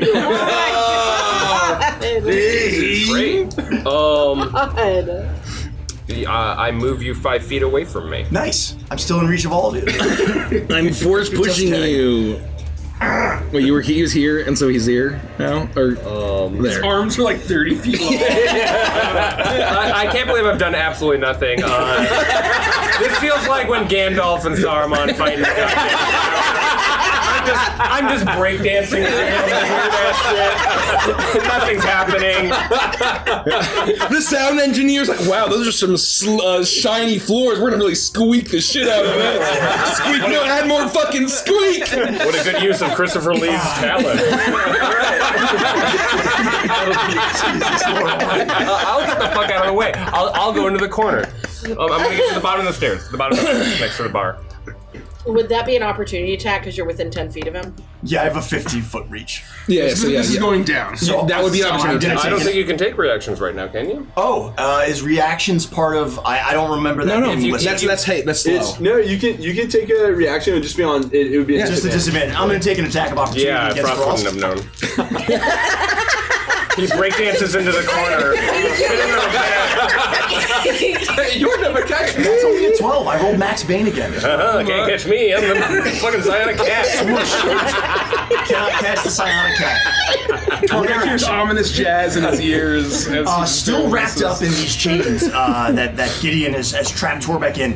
Torbeck almost hunches down, and the fur and flesh on his back undulates upwards, and the fur begins to bristle. The apparati that are strewn amongst his shoulders and back begin to glow bright magenta as this magenta dust comes off of him, and this thick miasma hangs in the air that smells absolutely disgusting. Any creature? God, picture. Any creature that moves within 30 feet of Torbeck or starts their turn must succeed on a DC Constitution saving throw or vomit and be stunned until their next turn. Crummy, you're up. I'm gonna need you to make that Constitution saving throw. It's an ipecac attack. That's exactly right. I'm rolling hot tonight. You can dread me if you want. No. You can use my pool of dreads. 20. You are free to pass. use my pool of Okay. dreads. Pass. You've got a Thank whole you. loaf You are me right now. That's right. Thank you. Have freedom to just fuck with us. So you still do have... Oh, no, you're immune to fear, so you don't have to... I am. Yeah, so I, Oh, well, I should still... Or does it work? I don't know if it works like other fears where, like, once you pass, you're immune for 24 hours or whatever. Yes, that is the case. Okay, so then I should believe. still roll... If you want. And if I fail, I'll still be immune, and that way, if for some reason this falls off, I won't have to roll again. You're immune for 1 hour if you pass the save. Okay, I failed. But I'm But you're immune to fear I'm anyway. immune. I'll say, Torbeck, I don't know what they're paying you to do this. It doesn't feel like you. But either way, we gotta put you down. And I'm gonna point my cane at him, and from the skull on the cane, it will glow this purple, and bolts of purple and green will streak out, almost as like neon, eerie light, and will shoot. Or I guess just one bolt will shoot at Torbeck. I believe you are at advantage, because I'm restrained. Oh, Yeah. Well, aren't we also at disadvantage? For some Not anymore. reason? Oh, okay. this Eldritch Blast, and it is a 22. That hits. And I'm gonna Andy, roll. chat has decided you are also now Angela. Nice. So. I like that. Or I can be Angela too. It's Angela spelled ANDGELA. That's pretty good. 7 points of force damage. And You got it. And I will. Angela and Angelo.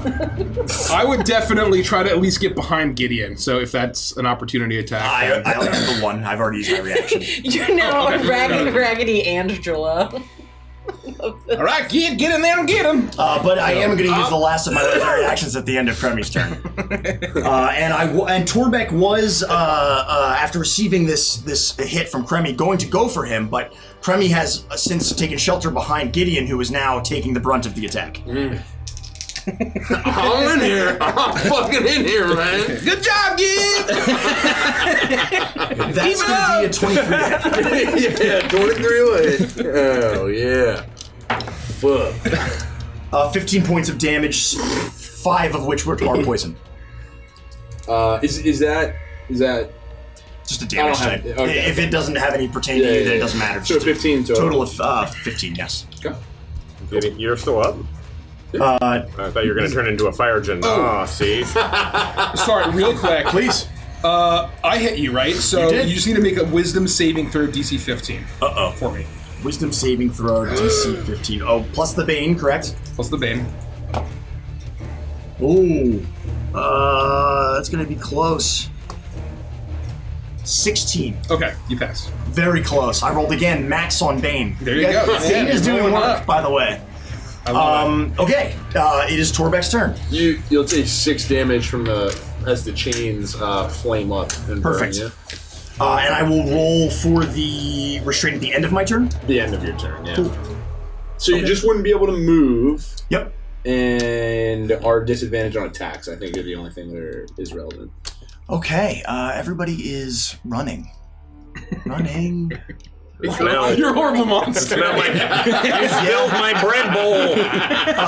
I'm going to make 2 attacks. One on Gideon, one on Gricko. I'm still in because range, I yeah. believe I can hit him. I'm 100%. You said you had 15 range, Yes, right? Yeah, no, I'm a million percent. First one's going to be on Gideon. I'm crushing you. I'm crushing your head. That's gonna be a 24 to hit. Okay, yeah. The next attack on Gricko is gonna be a miss. That's gonna be a miss.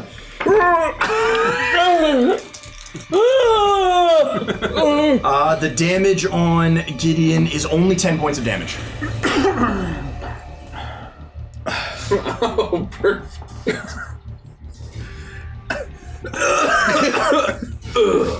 I'm slumped to the ground. Unconscious. Are you unconscious? Yeah, I'm unconscious. You take like 40 fucking points I of am damage. still the DM. You do this, but your limbs shake and quiver. You had the bean milk. And as you feel your consciousness leave you, you come to with 1 hit point. Yes!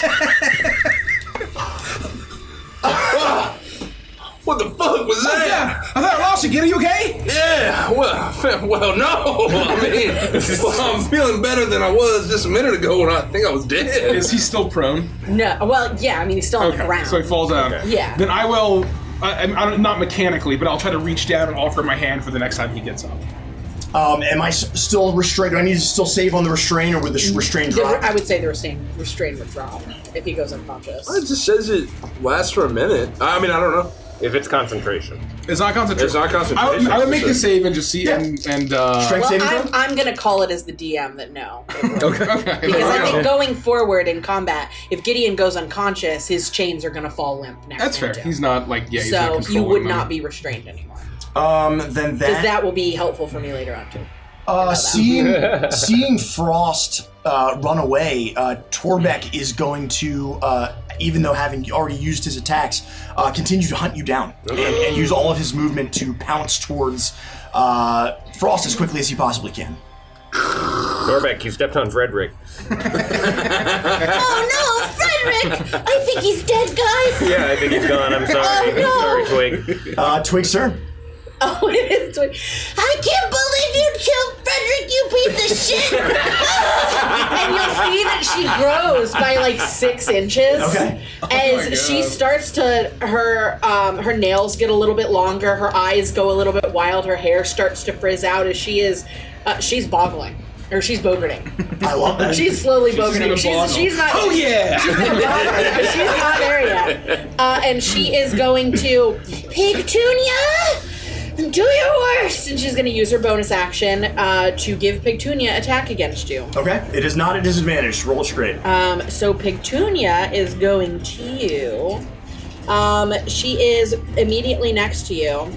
She is going to reach out and she is going to use Face Snout, and she is going to breathe in the smell of you and then sneeze all over you. And this glittery magical fey energy is going to be all over you. And I'm at advantage. Thank God. Yes! That's pretty good. Both of those are pretty good. 22 to hit. That's a hit.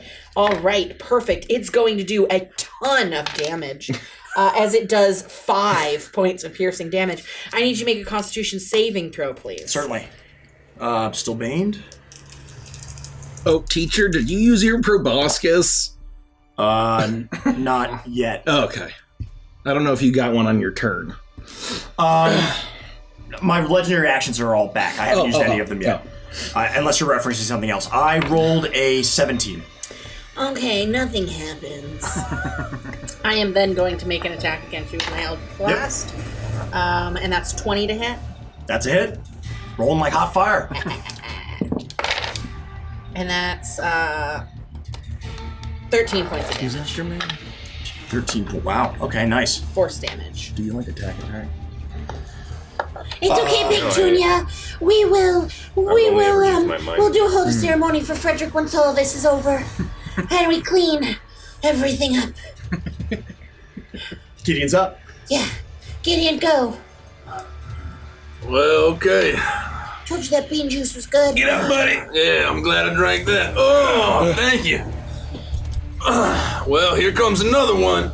And I'll shoot for another gut shot to Mutant Torbeck. Sure. Oh, You can get there. natural 20.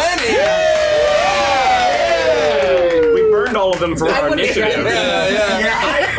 Jimmy needs a win. Baby, yeah, you're telling me. I don't think anyone needs a win but me. I'm an evil DM. So I don't think I have anything that procs on. You are- Oh, wait. You are nice, Andy. For now, I mean, he's probably got like 6 power word kills locked in the chamber. You will die. 17. 21.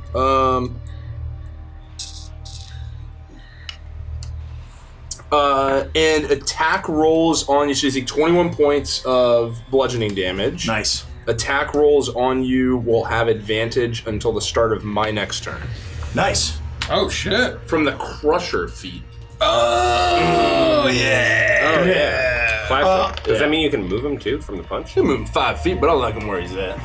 Get him away from me. As you land this crushing blow, you see Torbeck reel back, and he begins to breathe even more quickly.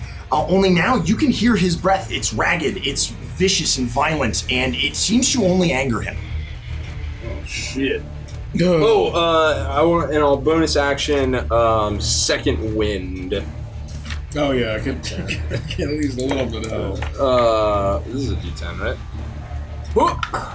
Oh, Well, it's still something. six healing. Yeah, that's it. Yes, That's all I do. Brooke, you're up. You're outside of the. I forgot to do the aura for. Oh, I didn't do the order either. I know, but it's okay. I'm not going to take back the damage you guys dealt. It's all good. Gricko's outside the range anyway, so we're good to go. I'm still terrified. And I'm still bloated because I failed all my saving throws at the end of my turn. No. The bloated flesh should. It's over? Should Okay. just pass at the end of the turn because there was no save for that. Oh, okay, got it. It just happened. Okay, so then I'm no longer bloated. I'm still afraid. Your flesh de-swells. The inflammation goes down, and you seem to be more back to your normal self. On the pew. Oh, I feel like an empty Capri Sun. Oh, you look like one too. Oh gosh. Torbeck, you're very... Oh, I can't get any closer to you. Oh, no. You can repeat the save. Probably at the end of my turn. Probably. I'm checking. It doesn't say. We'll say end of turn. I'm going to, wait, I can't do it! Okay, Mr. Froggy, Spirit, please help me and guide with your very long tongue. Tongue Torbeck for me.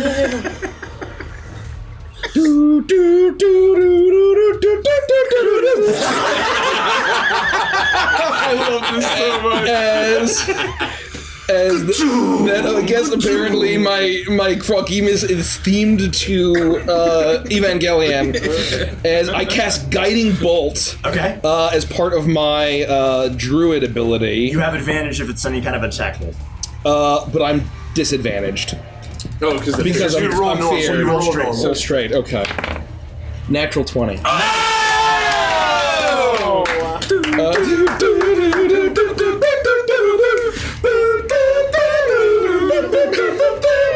And I don't have to expend it because it's part of my Druid ability, so that'll be 8d6 of radiant damage. Okay. Whoever attacks next on Torbeck is advantaged. Oh, There's a lot of damage going on. 6. Great. 8. 13. Okay. 13. 22 points of radiant damage. Yeah, that's huge. Nice. I love how that's the theme song for that fucking show, and then 20 minutes into an episode, they're like, what is existence? This guiding bolt crashes through the inn and connects with Torbeck, and you hear him scream again bestially as he looks over his shoulder at I'm you. sorry. Sorry, Torbeck. We didn't mean to make fun of you. Oh, and what I was saying, Gideon, is like, you need to remember to eat your bananas. And I give you a healing word, and I heal you again. I've never forgotten to eat my banana. As soon as the guiding bolt lands, one arm is going for Frost. The other arm, without missing a beat, reaches back behind Torbeck as he shoots again a single solitary needle finger and connects directly in the middle of your chest. You're expecting to swell again. You think, oh no, it's happening again. But instead, this time, your insides are on fire, and you're going to you're going to take some damage at the start of your turn, and we'll get there. But it feels like your insides are acid. Frost, you're up. 6 points of healing to you. Oh! I'm gonna roll for fear. Fail. I choose to fail. I'm fucking afraid. I choose to piss my pants. Can I use one twist? Let me use one twist. Wait, actually, no, there's no way. There's still no way. I'm gonna make one more one twist. Just try it. Okay, I'm no longer feared. And you are immune for 1 hour. Thank you. Frosty. Torbeck, I'm not sure what's happened to you. You need to stop this right now. I'm going to attempt to grip. Instead of attack, I'm going to essentially walk to the back door of the mine and effectively just grab you by the spine and paralyze you. Okay. You need to make a wisdom saving throw. I'm gonna Stink check? spine grip Or are we you. saving that for next round? Oh, stink check? He's right next to him. Yeah, Well, I didn't make anybody else do it. Okay. I made you do it and you succeeded. That was it. Okay. So I'm gonna I messed that up. That's on me. We'll keep going. So wisdom saving throw with the Bane. With the Bane. Oh boy. You know what, Derek? Torbeck with the bane. You might be useful. I got a 13. Fails! Oh! I psionically hold you. You are paralyzed. At the end of each of your turns, you can make an additional wisdom saving throw in order to end this spell. It's hold person. You are paralyzed. You cannot take that's a actions, bad one. reactions. You cannot speak or move. You fail strength and dex saving throws automatically. Attacks that you have advantage and hits automatically crit. Oh, holy good. shit! Okay, is that your turn? So I have him. Quickly, everyone, take him down. Take him down. Take him down. lair action. I can't take a legendary action because I'm paralyzed. Yeah, So, the lair there's an action argument- should still work. Yeah, depending on what action they then. are. I'm gonna argue that the lair action is going to work because Yeah. as Torbeck is held there, you see his wounds begin to close. Oh, Kremmy, you're up. Oh, shit. All right, good work, Frost. And I'm going to, actually, let me see if I can do anything Okay. else. You probably can take legendary actions. There's a That's debate okay. about whether or not. I don't have any legendary actions. I'm not going to bite him. Yeah, I would have assumed that falls in like a it's a Well, legendary actually, sorry. thing. No, I have legendary actions. I don't have legendary resistances. No, I know. I'm saying that in the spell says you can't take actions. Yeah, but Because you're legendary paralyzed, actions but- are not actions. Okay. So you can should still- still be able to do Yes. the legendary Yes. actions. Oh. That's how I would do it if I were the DM. I'd be held, but like I'd still be like, however you want to do it. Is it very clear that he's, like, being held by Frost? I'm like, I think he's like almost nearly If that's the levitating, case, then before you take your turn, I'm gonna needle you in the chest, and you're gonna take some. You're gonna feel let's see your if I your keep on blood. holding my concentration. Your blood begins to boil and heat up inside of you, and you think at the start of your next turn you're gonna take some damage. Oh, is that a roll to hit? No. Oh, it just happens? Yeah, you're so close, and it's so fast that you don't even know that it's happening until you have Torbeck in your grip, and you feel a pinch in your side as this needle sinks deep into your ribs. Quickly, I don't know how much longer I can hold him. Kremmy, you're up. All right, kid. Beside you, and I'm going to walk up. And On your left. I'm going to take my cane and I'm going to touch it against Torbeck's skin as he's paralyzed. And you're going to hear these sort of like wails of souls and tortured individuals and maybe a lot of regret from deals gone wrong as this necrotic force will spread in this eerie glow and consume Torbeck as I cast Inflict Wounds. Damn. And I need to make a melee spell attack. It is at advantage. Creature. And you got advantage. I hear that. I got the extended warranty. Frosty, are we the bad guys? It's an auto crit. Not right now. Yes, you do. Yeah, It's so an that's auto-crit. 24. I'm gonna cash in one dread. Oh, there we go. Yeah. It's a big one. Okay, you can dread me again, but it's a 22. Nah, you earned it. Okay. Let's fucking go. Inflict wounds is a 3d10, so it's 6d10. Woo! It's a big one. You don't have some d10s I can borrow? Where do all my d10s Here, go? I've got 4 d10s for you right out of the gate. Thank you. 1, 2, 3, 4, 5, 6. And they spin in the interior. 10. 18. You're a crocodile out of gator. 24, 30, 33, 34 points of necrotic damage. 34? Yep. Nice. Oh, wait, hold on. Second level or higher, increased by 1d10, so it's actually at a second level, so I need to roll... Sorry, 2 more times. That's okay. 34, 44, 47 points of necrotic damage. Lethika hates you right now. Lethika hates you. Well, the free crits just make it. You deal a large amount of damage to this horrific form that's in front of you. Torbeck is looking rough. I mean, even more rough than he is in this bizarre state. But his wounds do begin to close. Right, be careful up here, man. He's juicing on something. Torbeck's turn. I cannot do anything other than take a legendary action, perhaps after Kremi's turn, and attempt to roll to break the paralysis. That is my understanding. Okay. I am going to use my legendary action on Kremi to also use the caustic blood. You are hit with a needle because you got so close to Torbeck, and at the beginning of your turn, you're going to take some damage. We're all gonna fucking, like, just melt. We got him! Okay, so what is the saving throw for the paralysis? DC saving throw, DC 15 wisdom saving throw. I'm not disadvantaged for any reason, just baned? Just Bane. Thank you for that.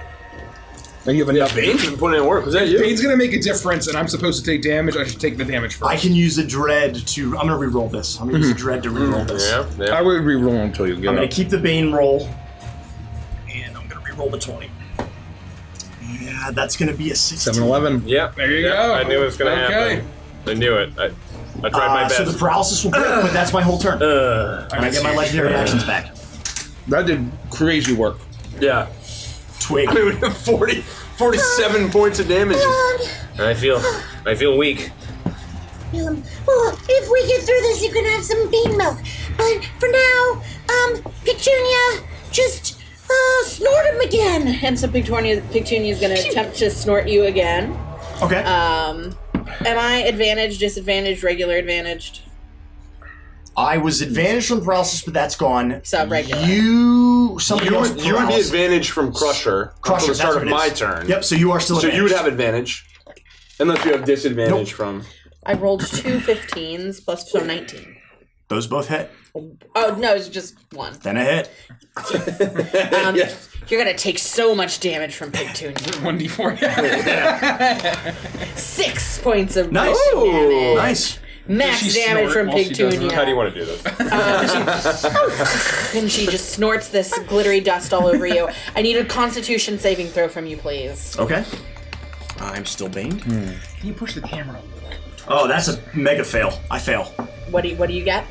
-1. One more. No, one more scoop. Okay, you are going to. I can't believe this worked. Yeah. You are going to take 6 points of poison damage. Okay. You're poisoned for 1 minute. Okay. And if the check is 5 or lower, you fall unconscious. The DC was What 11. spell is this? It is called Fey Touch. It is something that Fey Warlocks, Pixies, or Familiars get. And I have the ability to let her attack on her The turn. Fey Death Grip. So you fall unconscious. Man, You can that's like a dread it. silver You can bullet dread it. combined with the right I hate divination to take wizard. that away from you. No, but I feel like don't have to dread care. it. Take it away. I have to dread That's what it. the dreads are for. I gotta dread it. You said it's a DC 11, It's a DC 11. and it's what wisdom you said? Yeah. No, Constitution. Constitution. Oh, Constitution. I still think Chat that's calls for So blue you dread. can still take the damage. It's Yeah. only if it's 5 or lower. I got a you're 10. unconscious. So I still take the damage. So you still take that damage, which I think was 6 points of damage. Yep, 6 more points of damage, but you don't fall unconscious. 6 pig damage, I think. 6 so pig if you have damage. any like resistances to pig damage. Yeah. I feel like dead. Torbeck might. I'm super affected by pigs. 6 glitter pig damage. It's super effective. You see that this does a lot of damage, and Torbeck is trying to shrug off the effects of this face spell, but his wounds do begin to close a little bit more. Great job, Petunia! Oh, I love her so much. I'm gonna protect you, I promise. And then I'm going to shoot an Eldritch Blast. Oh, yeah. And that is also an advantage. I'm Yes. assuming. Great. So does a 26 hit? Yes, it does. Yes, it does. Back And of so the you'll chain. take 19 points of force damage. Okay. Oh, sorry. Torbeck's looking rough. Getting Great job, Petunia! I would go to attack, but I would miss aggressively. Just one more round, the whole person would have been. Look, chat is just filled with dreaded. I'm gonna action surge. Okay. I'm gonna try. I'm gonna look within myself. You have Find that. You have a bonus action too. Don't forget. All my bonus actions are Bonus based on action. me hitting my attack. No, they're not. What? They're not. They just as long as you use the attack action, you get. I'm missing. I bonus think action. back to Paul. Oh! Natural 20. Natural 20 again! That's right. You son of a bitch! I gave you one. True DM! Like a true DM! I'm so proud of you, Andy. I look within myself and hell. I find that extra deep pit that I needed to pull that. Oh, fuck! Oh, God! Another natural 20.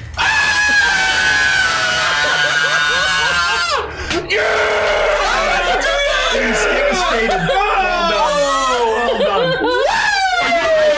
I felt it. Remember when I did that with Yes! I felt the ripple in the ether. Oh my I could feel God! it. I could feel. I was like, you know Well what? done. A literal scion over here. You earned it. All right. Fuck. Oh, the plane of fire speaks to me. It's beautiful. That is beautiful. God. Get ready for one. The Smash Ultimate theme starts playing. 7 plus 5, 12 plus 1.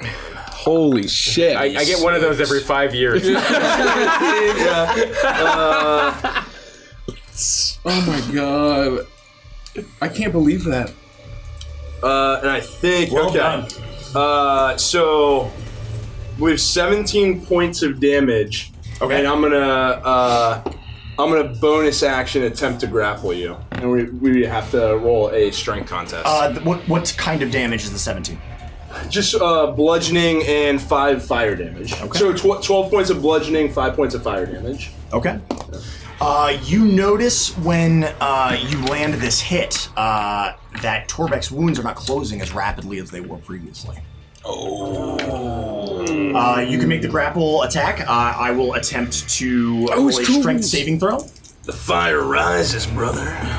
So it's a contest. So if you're better at acrobatics or dex, you Wait, could this use one's that. a context? This one's a contest. We roll against each other. Okay, I have advantage when that happens. Well, I also have advantage Nice. when that happens. So you'll both have to take I'll see advantage, how. and we'll see what happens. I gotta roll another one.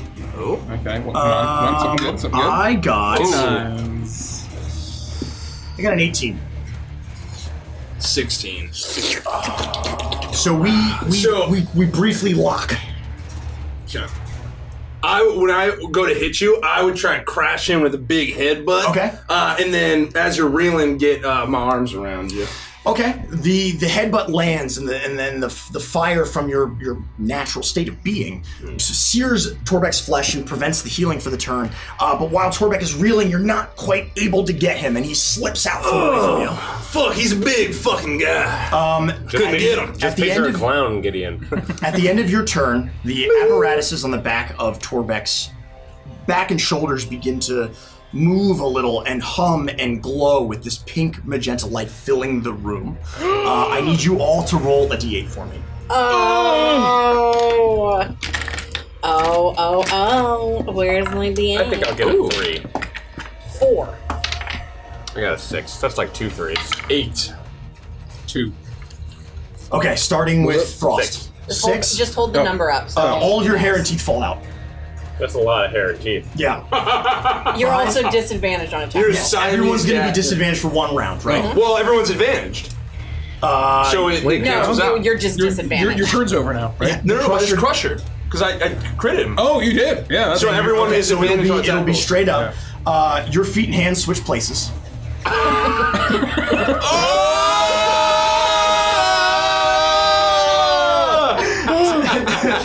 Twig, you can no longer blink and your eyes are very dry for 1 round. I can't close my eyes!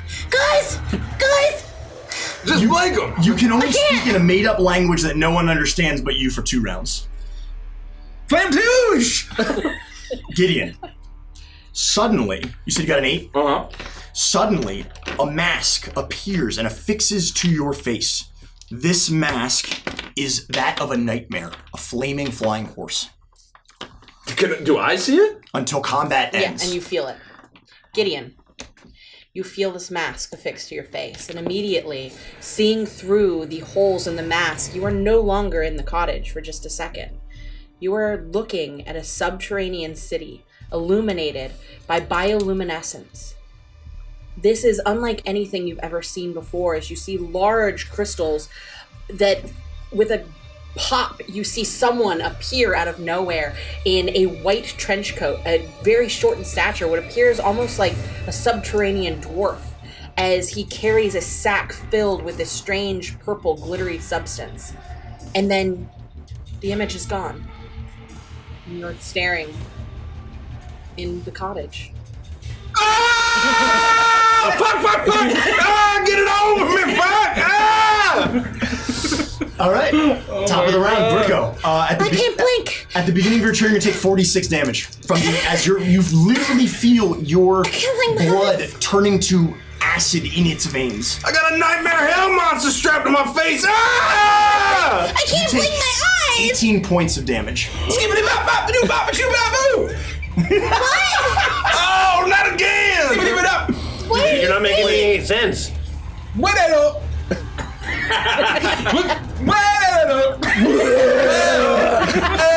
You feel this caustic mutagen eating you from the inside out.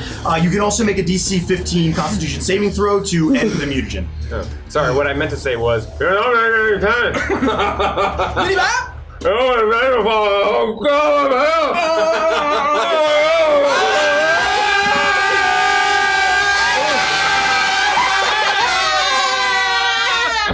You look like a sphinx. Yeah, I'm wrinkly. You can see the pigment streaks where my stripes would be. Yeah. But I am a wrinkly sphinx motherfucker. And then you can take a turn, Rigo. Oh my god, what happened to you? I can't look away or close my eyes.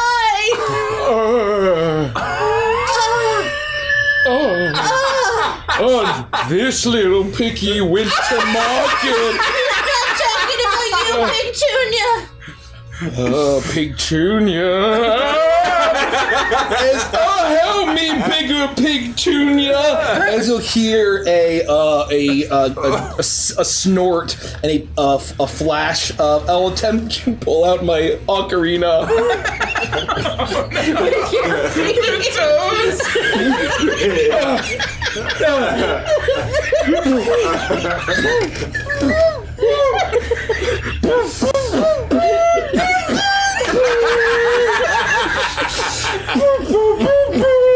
And then you can hear it's like this horribly deformed, like boar with bat wings will appear as the spectral as I can't summon beast. In my mind, I'm hearing that For the sake ridiculous of the hilarity- version of the 20th Century Fox. For the sake of the hilarity, your summon also has its feet and hands switched. Yeah. And Pigtunia can't blink either. And it's like, it looks at its paws and like, and it's going to Struck by unknown horrors. is going to swarm in as I bonus action. That's my action as a second level spell as I cast Summon Beast. Is going to make an attack with Pack Tactics. Okay. And So you're at advantage again then. Correctamundo. I do not succeed. That face. Hootsie! Oh, Hootsie, get up! His hands and feet are also switched, but it doesn't matter because he's an owlbear. Nothing changes. Well, no, she has bear paws and owl feet now. No. Oh, it's okay, guys. Just it's probably because we all have feet for hands. I think that's just a you problem. Oh, Constitution saving throw, Mike. oh, and well, I'm gonna use when your turn is done, my sorry. bonus action. My apologies. I need to get into 30 feet. 1, 2, 3, 4, 5, 6. I'm gonna stand up. Help me, great froggy of spirit, please. And I'm just straight now. Ba-boop. Oh. 14. The frog tongue just misses it. Clatters. Torbeck can almost sense this is coming, even though his back is to you, and he very nimbly moves his body and contorts in a weird way as the attack misses. Frost, you're up. You're gonna take 46 caustic blood damage. Yes, please roll to see if you clear the mutagen. 46 damage? I'm going to twist. Yep. Oh, okay. Was that con? Yes. I certainly succeed. Yes, I succeed. You clear the mutagen. Your veins no longer feel like they're on fire. Frost, you're gonna take 16 points of poison damage. 16 points of poison damage, and it's my turn. Your insides, your organs are on fire as you take this damage. It's your turn. Torbeck, you win this round, and I fall unconscious. Oh, I liked him a lot. Say hello to Frederick for me. Fortunately, my head doesn't smack against the hard wood of this cottage. The nice Frederick pillow just... Yeah, I'm out. Lair action, Torbeck is still trying to heal rapidly. You can sense that he feels backed into a corner. This is coming to a close one way or another, and he feels like it's not going to be him. Kremi, you're up. You are also going to take the damage.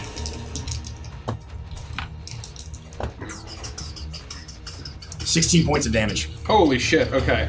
So let me just do that first. Let me just start with that, if you don't Let me mind. do that. Let me make a concentration saving throw to see if Bane The still mutagen applies. clears when you fall unconscious. So I'm not going to take additional damage? I passed my concentration check, so Bane is still active. And God, what did I You don't get to bring friends. My wallet's just been on the table. My credit card number. We need your parents' credit card number. Make sure you get those 3 numbers on the back. Yeah, those 3 numbers on the back. And the Very zip code. I wonder if that would work. Oh, I You have advantage, don't forget. And I'm banned. I have advantage on attacks. Yep. Do I sense any... But you're disadvantaged because of the... Right, so it'd be straight. Yeah. So, do I get any sense of, like, Torbeck's humanity at all? Or does he feel like totally transformed in this moment? You definitely get the sense that he is not right of mind. This is not the Torbeck that you knew and worked with once at the carnival so long ago. You can see that as he's taken all of this damage and he is bruised and bleeding, that some of that wild feralness that he has is fading in and out. There might still be some Torbeck left in there somewhere.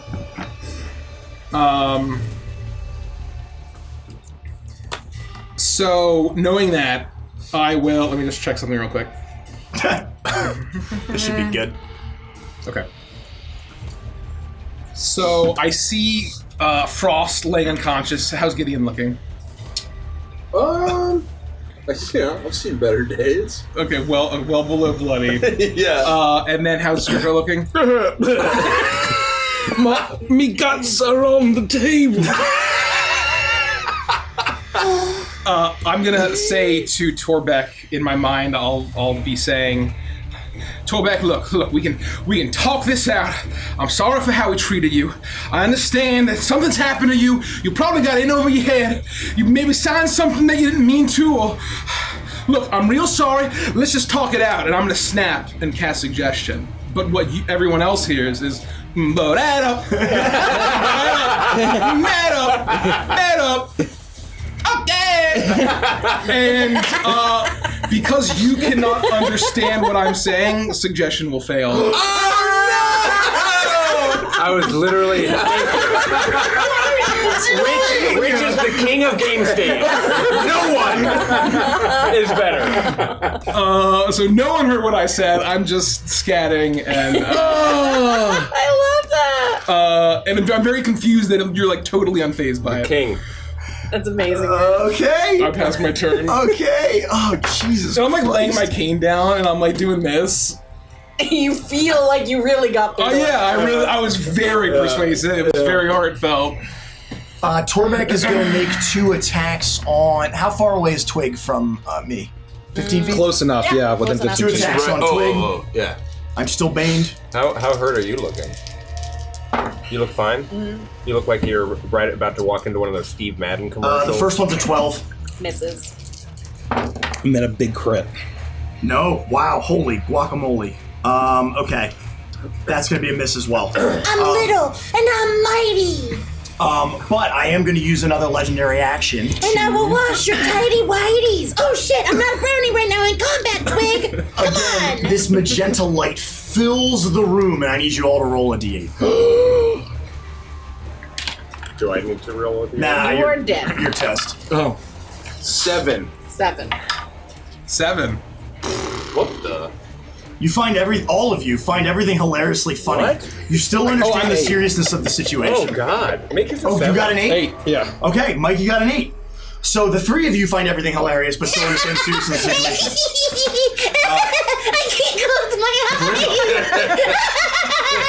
I can't close my eyes. Pretty funny. Seeing everything that's happening around you, like you said, that your guts are on the table, all of a sudden, a mask affixes to your face, and you can't get it off or remove it, and it is a mask of an owlbear.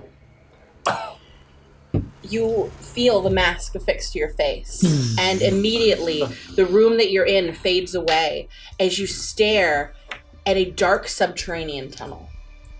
The tunnel is lined with lanterns filled with bioluminescent goo that lights the tunnel before you.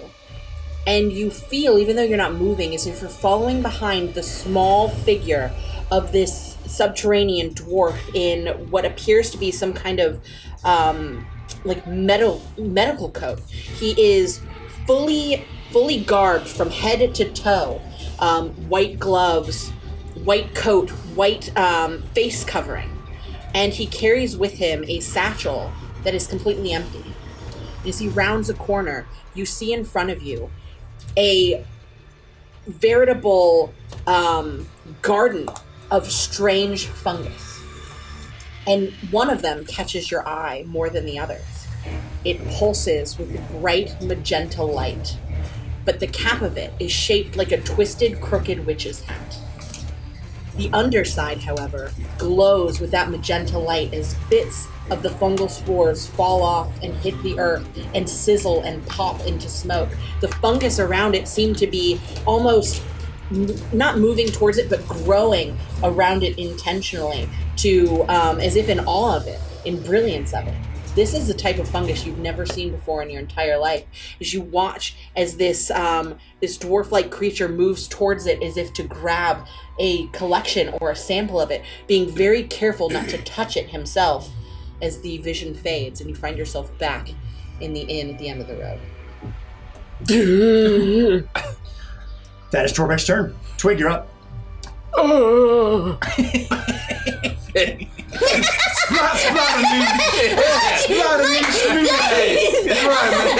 guts are all over the table. I'm gonna have to clean that up later. Oh, man. I know that's pretty bad. What's on my face? What's on my face? It's just pretty funny, you know? Frederick's dead. From Chug Chug.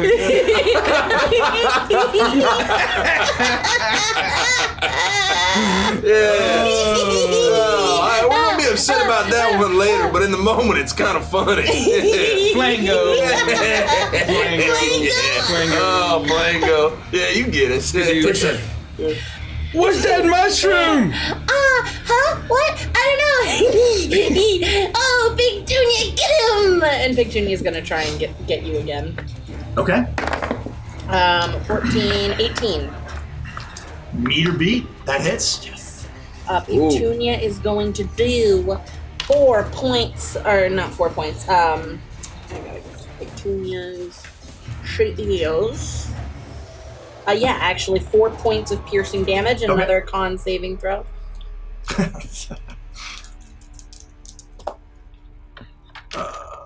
14.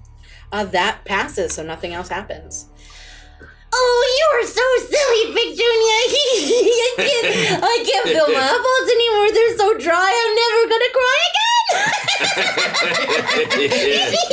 That's hilarious. There's nothing funny about it. I mean, normally I'm one for shenanigans. And my Eldritch Blast fails. Okay. So that's it. Gideon, you're up. All right. Torbeck is looking very, very rough. Well. Non-lethal.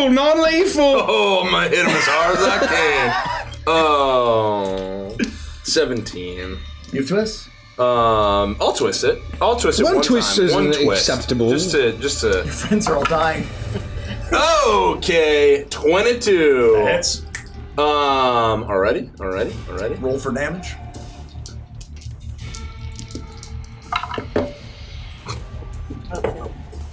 Uh, 8. How do you want to do this? Exactly. It's only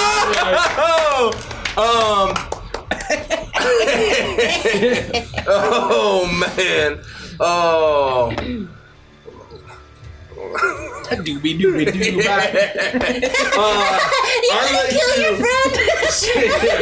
I'd like to see that if I can kind of get a sense that this is going to be like, I've finally gotten the upper hand. Torbeck's been giving us the big, wet willy to run around. I'd like to, yeah, that's what I'm saying. I'd like to quickly athletically grab one of his arms, swoop around behind him, grab him in both my arms, and then kind of lean back and crush him into the chokehold. Yeah. Just slam him like the London Bridge move, whatever that is. You notice that Torbeck has been moving more slowly as this fight has gone on. You've worn him down, and things hadn't quite been going your way, and there's absolute carnage going on in this cottage. But you find your opening, and you do not let that chance go. You grab Torbeck's arm, and with one swift motion, you're able to swing underneath of his armpit, climb up behind him in the back, put both of your arms around his neck, and pull as hard as you ever pulled before.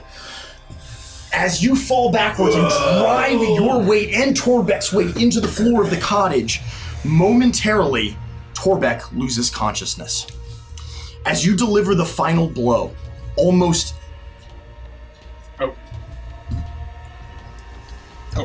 Things can calm down now. Sorry. No, I'm just saying. As you deliver the final blow, almost instantly, Torbeck's limbs begin to ripple and move and shrink. He's rapidly returning to the size that you remember. The apparatuses that adorn his back and shoulders hum and glow, but his eyes do not any longer. Briefly, after this short moment of unconsciousness, Torbeck appears to come to. He is blinking and regaining himself somewhat. He immediately looks around at what's happening to all of these people in this inn, and he recoils and pulls back in fear and slides all the way back to the wall and until he feels the wall hitting his back. He blinks a few times and he looks around at all of you and he says, guys, where is Torbeck? As a single tear rolls down his cheek. Torbeck, for now, appears to be in his right mind. Take a quick break while we switch stations. And then we'll take a coffee break. Can we say, Great job, Andy! Gotta give it up for Andy. That was a fucking natural 20. Yeah, you did great. Thank you so much, Rachel, for being so flexible. I appreciate it. Thank you guys for your Can we get some God gives it up? Yeah. Please, incredible. You did. A lot of news. Incredible. A lot of news. I couldn't have done it without all of you and all of your help. Thank you so much. Not happier. Oh my God! We're taking a very quick break. Well, hold on. Welcome, Andy. Welcome to town. Welcome to Witchlight, Andy. Holy shit, incredible. You guys are the best. Thank you for having me. Yeah. Should we cut over to the actual overlay for next week, or? What do you mean for next week? his class is on there. Oh, yeah. Someone guessed it in the chat. No way. Yep. Let's Hopefully there were some good hints. Hey, can I have my phone back for music, please? Oh, cool.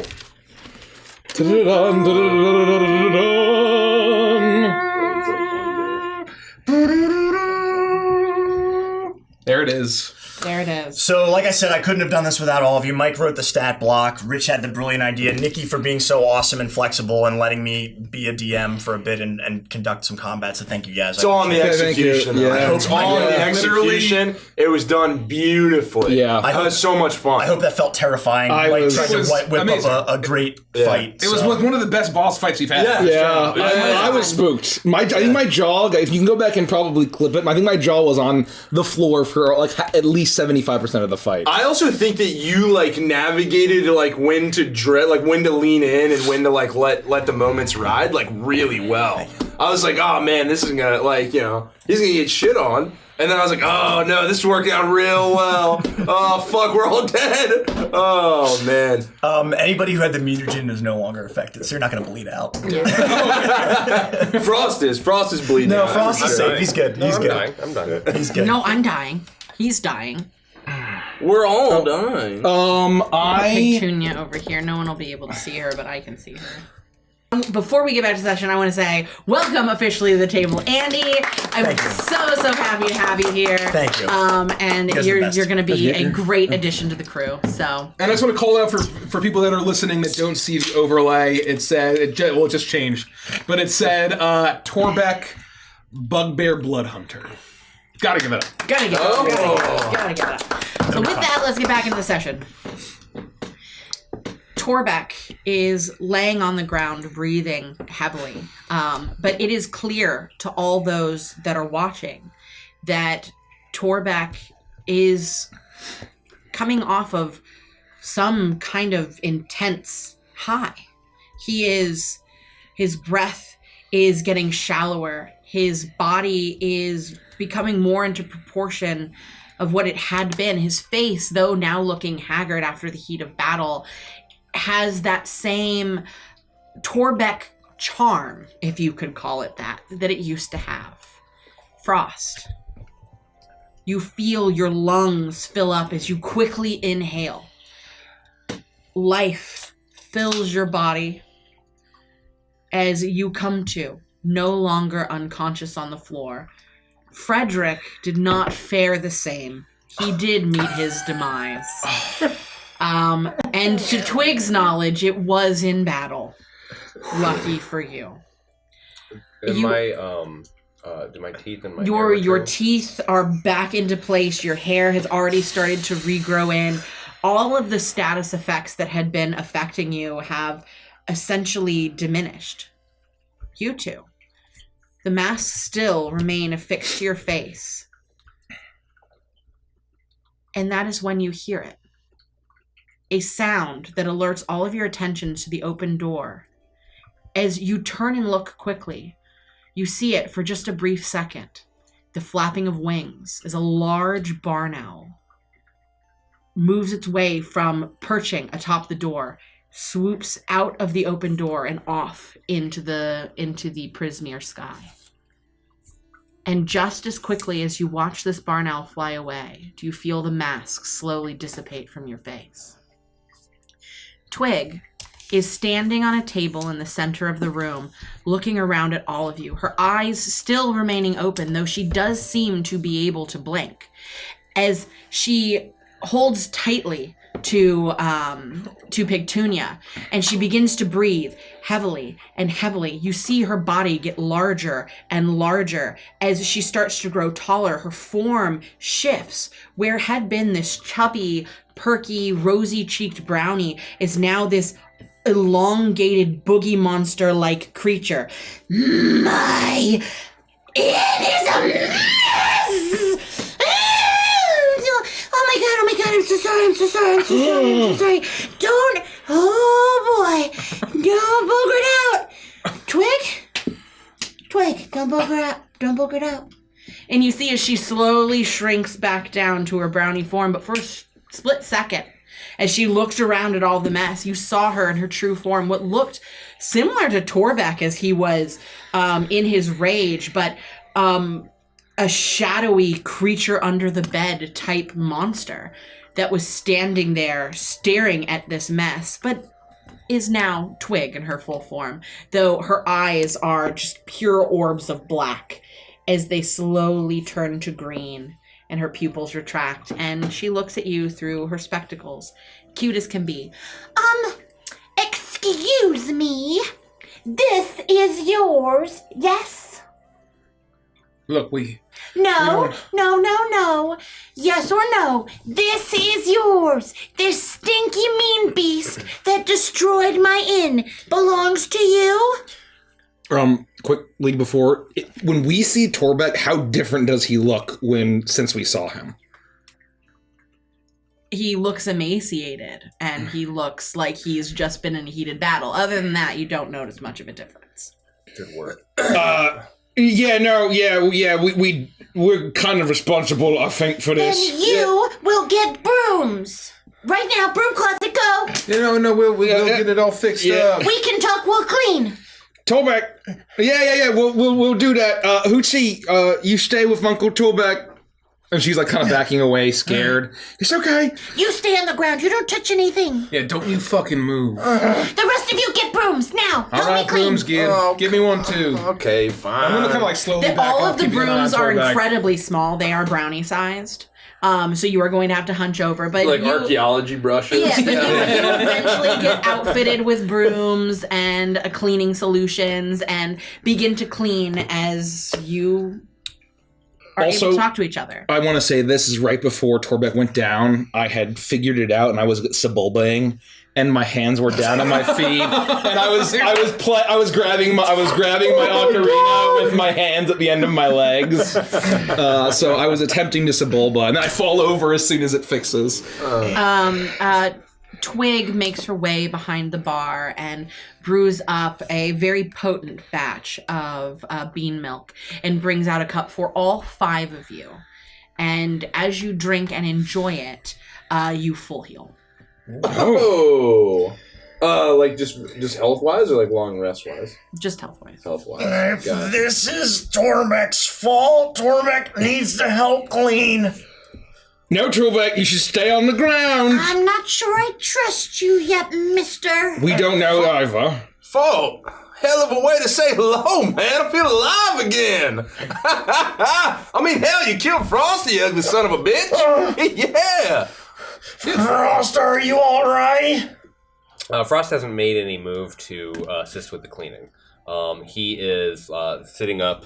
He's sort of squatting and taking in the experience of what had just happened to him. Looking at you, silently looking at Twig. He doesn't respond to your inquiry, Torbeck.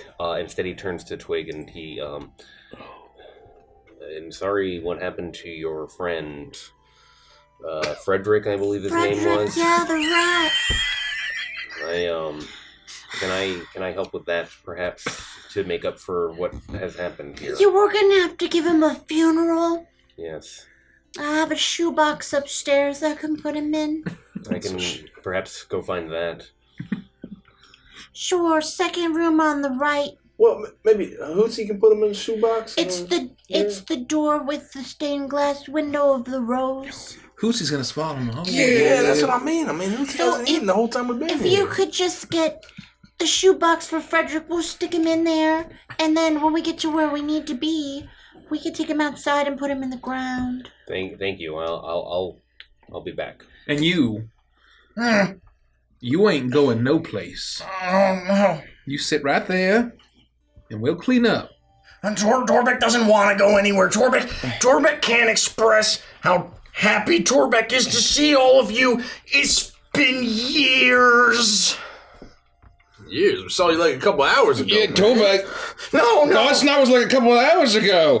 Torbeck is so happy to see friendly faces. It's been years. What are you saying, man? Like you haven't seen us for what? How years? Torbeck lost count. And was that like right after we kind of turned you into Mr. Witch? They tried to tell Torbeck that you turned Torbeck in, but Torbeck didn't believe it. Oh. Torbeck's friends would never do that. Oh, yeah. Well, that's definitely true. We would never do that, Torbeck. Thank God I'm not at the carnival anymore. Yeah, Huh? Greco, we would never do that, man. Right? Okay? Right? Greco? Say the words, Greco. We would never. You understand, Greco? We would never do that. I don't know, guys. This is a little fucked up even for me. We got told by somebody, doesn't time work differently in the Feywild? Yeah, years though, man. I mean, we just saw him hours ago. What? Knowing Torbeck's best friends were still out here somewhere was the only thing keeping Torbeck going. All right, well, do you mind if I sit next to you? Torbeck would be honored. I want to sit down and sort of lean over and like take my cane, and I'm gonna like kind of like check your person and like I'm sorry to interrupt you, but you haven't seen your friend in years. I mean, that's what he's saying. We saw him last night. It wouldn't be right for me to keep what? Yeah, we saw him last night, but Frosty hasn't seen him in years. That stands to reason. But I'm upstairs. Oh, Frosty hasn't seen him in years, but we saw him last night. We had a whole guys' night. Yeah, and then he got taken away after a misunderstanding Where that they were you called last kidnapping. night? But what? Where were you last night? We were at the Witchlight Carnival. That's where we had our guys' night. We weren't here in the Feywild. It doesn't count as a Feywild, right? Oh. Yeah. No, if you were on the material plane, then yeah, that kind of checks out.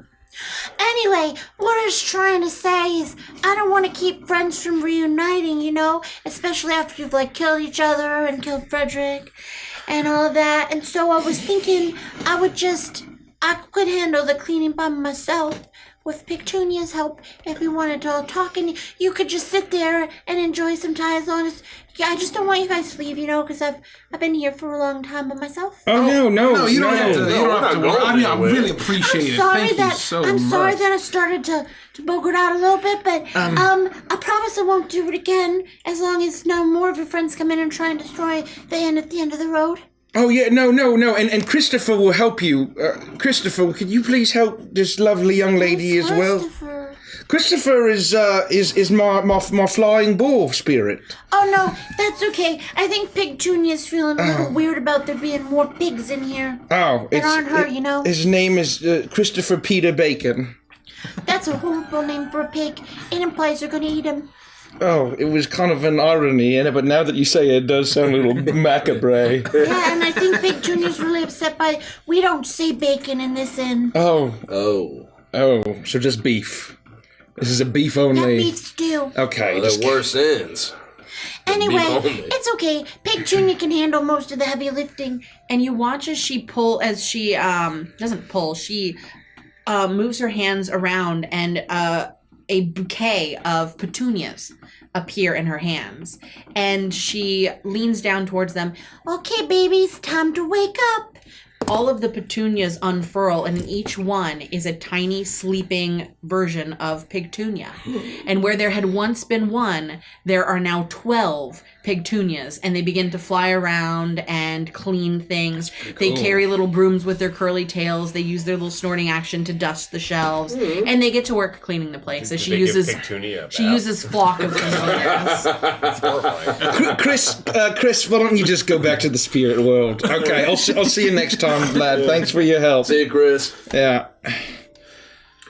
Hey, can we possibly get around to that bean juice? I just gave some to you. Excellent. Well, that was real quick. You could have mine, kid. Oh, yeah. Wait, just in case Torbeck goes fucking crazy again and kills us all. You won't heal at all if you don't drink your bean milk. Oh, well.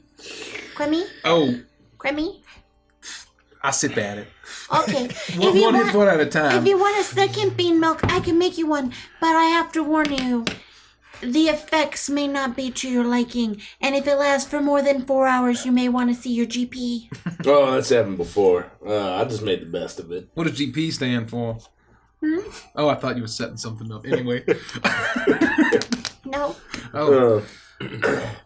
So I want to like sit down across from you if we're like in two chairs or whatever, and I'll say, "Hey, Gid, if he rips my head off, kill him with my decapitated head." You understand? What the hell? Just to avenge me. Look, you got to promise. You got to promise me, Gid. You understand? You're gonna make me kill him with your decapitated head? I mean, look at this jaw. What's that gonna do to me, man? Did you even think about that? I gotta use my best friend's decapitated head to kill this guy? Yeah, that's a little macabre. What am I supposed to do? Just put my hand in and wear your jaw like a puppet and then snap at him? Oh, and your brat. Still be in there. I was punch him. I was thinking you turn to the side and like use it as come on, man. Like a reverse King Kong. Why can't you take your cane and beat the hell out of him? Beat him to death. Why gotta use your decapitated head? Alligator scissors. What the hell, man? You watch as Twig jumps up on the table and sits down as if she's one of you. Yeah, no. Well, sorry about that, Twig. You look like... No, let's talk about your stuff now. You talk... Oh, no. Here's some bananas for you, Torbeck. Here's some bananas for you. For you, Twig. Eat up. Is it a banana? How come? Yeah, it's like magical bananas. Oh, okay. Oh, they're good for you. Why? Oh, it's to make you big and strong, like me friend, the wild Gorellin spirit on the loose. They're full of potassium. I'm at the top of the stairs. Frosty loves them. I eat them whole with the banana peel. Oh yeah, that's how pirates did it actually. So Hey, thanks for jumping in. By the way, when he burst through the door and went crazy, I honestly didn't think you'd be good in a fight, but you really got fucking weird there for a second. Oh yeah, I can get really fucking weird. Yeah, that was pretty cool. Cool. Can I adventure with you guys for a while? Well, yeah, please. Please. Yes, 100%. If we can travel around and just walking in and you got that's food, a great drink, idea. and a nice warm fire, 100%. I never want to leave. Okay. I'll set the shoebox on the bar, and I will, without saying anything, grab the coffee and just while listening to everyone. Hold on, I gotta put the dead body of Frederick in that shoebox. I'll be back. And she jumps down Frosty, off of the... we have bananas. Mm-hmm. I think you might need a couple. Well, they are nutritious. Yeah, exactly. It's the most important meal. There's also more of that pie if you want the other most important meal. Pie. Yeah. It has magical qualities that will benefit me. Yeah, well, I made them the green bananas. I'll know that's your favorite. No, I mean, they're still ripe. They're just like bright green. No, it's fine. No, yeah. it's doing the work. Thank you. Okay, yeah. I will put my coat on the back of the chair. I'll roll my sleeves up. I'll undo my bow tie and sling it over at the chair as well. And I'll sit down and I'll look at Torbeck. Who sent you, Torbeck? Torbeck doesn't understand what you mean. You know that this is the evidence of what you did, right? I'm not saying it's your fault. I'm saying someone put you up to this. Torbeck feels like this is Torbeck's fault.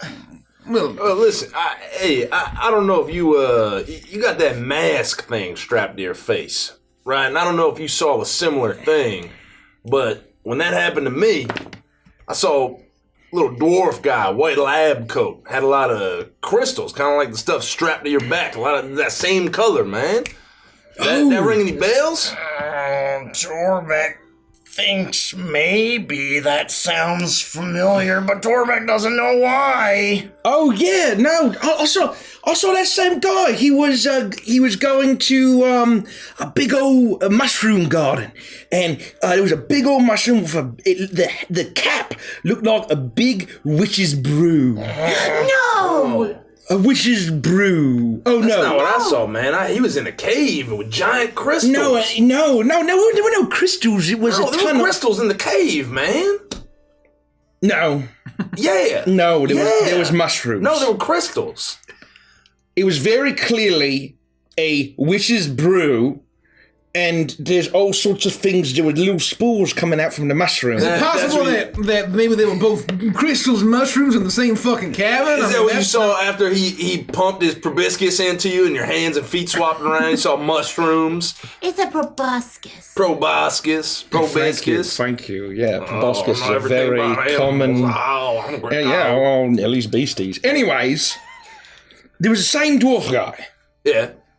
He was, and he looked like he was fixing to harvest these spores, I believe. Was that what I gathered, Dungeon Mistress? Yeah. He had an empty sack. Oh, yes. He had an empty sack. Well, maybe we saw the same guy, but he was harvesting different things, and they do, maybe, I don't know, he, fucking worked on him or some shit, and he, made him some kind of crazy monster. That's such a weird thing for you to see. Does a barn owl mean anything to you? Do masks mean anything to you, Torbeck? No. Does anything mean anything to you? No. Damn it. I had a feeling it was going to be no.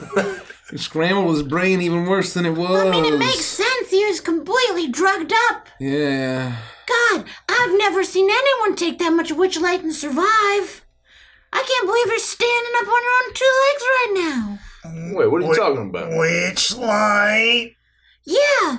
You know all that magenta stuff inside your tubes. Torbeck can't remove them. He's tried and it hurts. Wait. How'd you get so much? You must be super rich. What? Rich, Torbeck doesn't have any money. Really? You mean all that shit that's inside his whatever? It's called Witchlight? Yeah, it comes from the witch cap mushroom.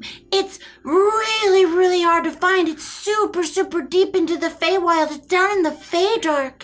And it's like real potent stuff. You can collect it from the bottom. I mean, if you can get down there, not many people can. So you have to have a lot of money to have the abilities to be able to, hire the right kind of dwarves to get down there and harvest the stuff, right?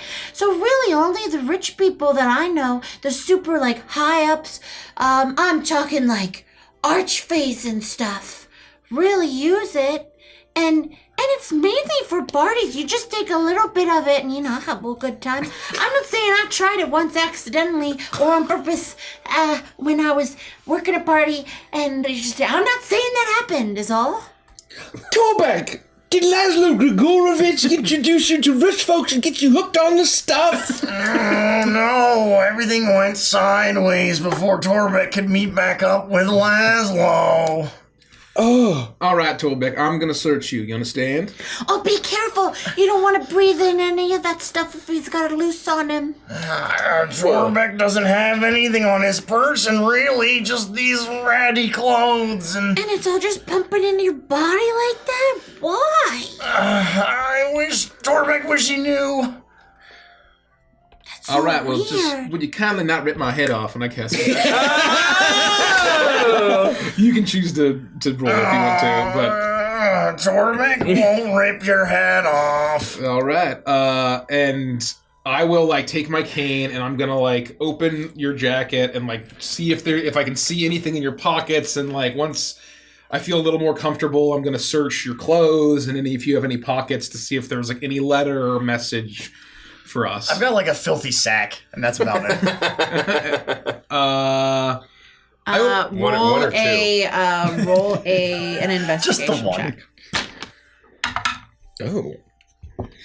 Not great. Twist it. Yeah, let it rip. I refuse to.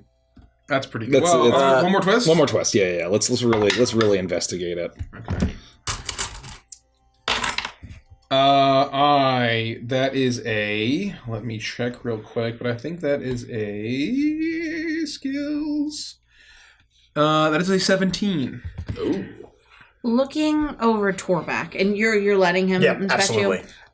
you. I flinch a little as he touches me. I would stand right next to Kremi as he investigates him. You look over Torbeck's body. The outfit he's wearing is not the one that you saw him in at the carnival. Though it is ratty, it's definitely something he's been wearing for a long time. It has the makings of the type of outfit you would see as a patient at a hospital. or at some kind of medical facility. You see that there is the under portion of it is like that, but he's also wearing a tattered Victorian coat. The entire outfit doesn't match very well, almost as if it was thrown over him as he was making his leave. But you see all of the pieces are mismatched and none of them really go together. He's just wearing either what he was put in or things that he found. As you inspect him further, you notice the lines on his face. Torbeck is definitely older than the last time that you saw him. Not a couple of years, but probably 5, maybe even more. And he looks, his eyes are sunken in, his breathing is ragged. And you can see that this contraption on his back is actually fused into his flesh. The site where it is affixed is red and swollen. It's clearly painful and is not able to fully heal. And even being that close to it, staring at this magenta light is almost entrancing, and you catch yourself blinking quickly to break this gaze that you have on this substance as it moves through the vials on his back. It is beautiful the way that it shimmers and creates this light. And 17, you said? Yeah.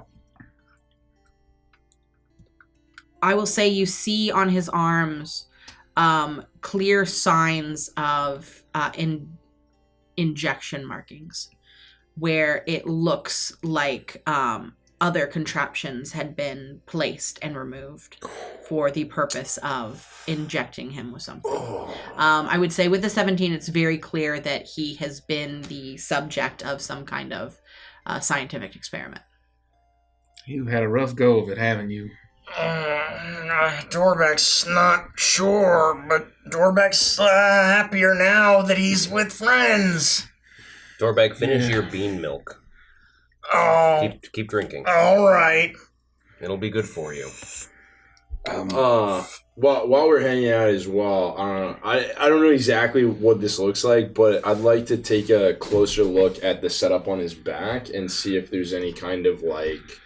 what I'd love to look for is if I get the sense of if it's anything like any kind of mechanism. I'd like to see if there's any kind of like regulation pump or valve or looks anything like that can be adjusted to not like pump whatever's on him straight into him like hardcore. A roll an investigation check.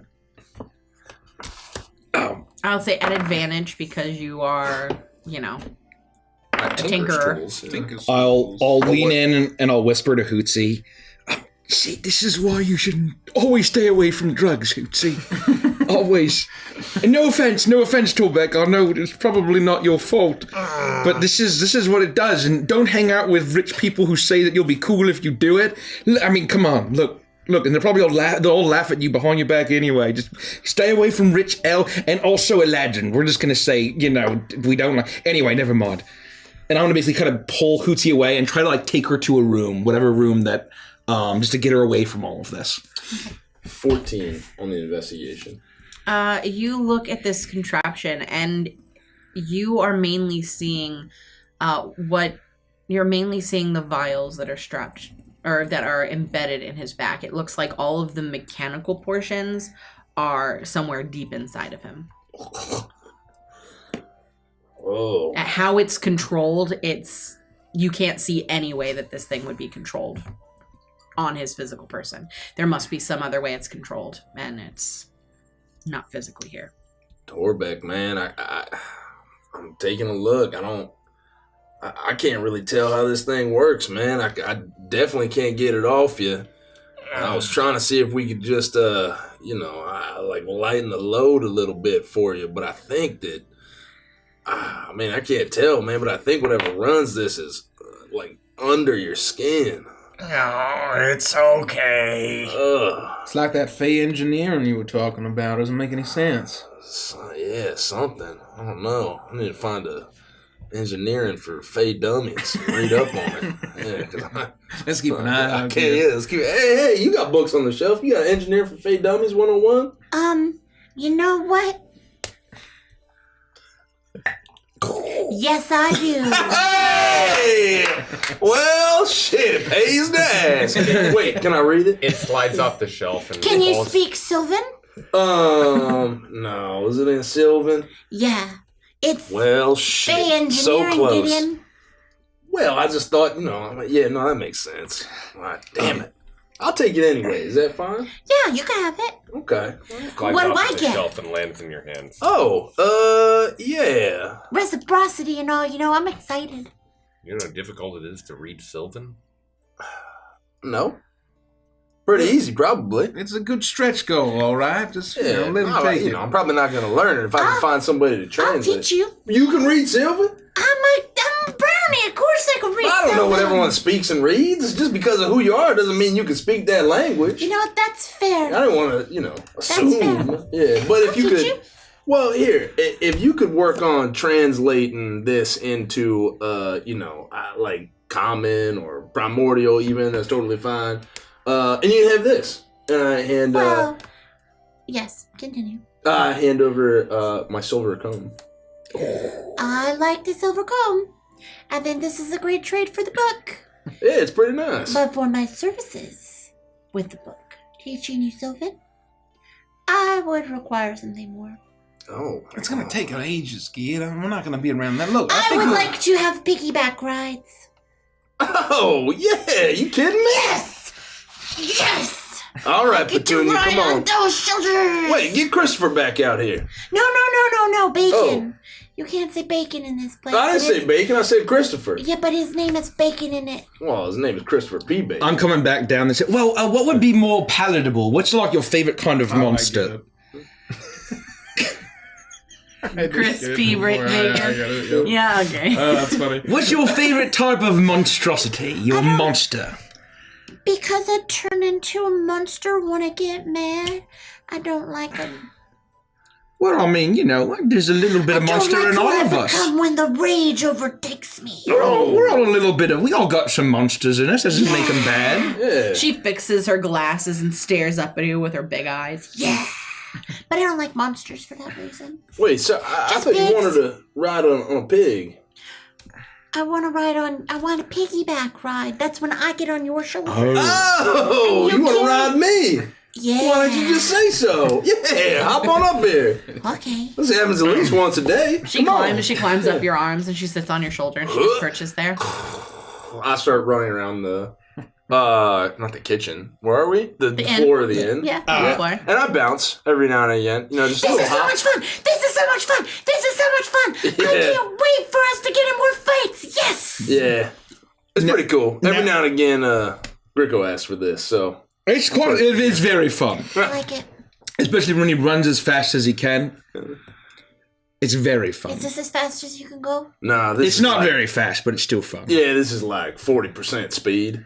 Oh. When we get outside, Yeah. you're gonna have to go full speed. Oh my gosh. Okay. I mean, if you think you're ready for that, you're gonna really have to hold on. I think in the meantime, kid, you all look like You shit. know what no we can do? offense. I'll get you a Fappuccino when we get there, and then you can just go. Oh my gosh. Okay. Yeah. I mean, you're probably gonna fall off. There's no way you can hold on at those speeds, but Try me. yeah, well, I will try you.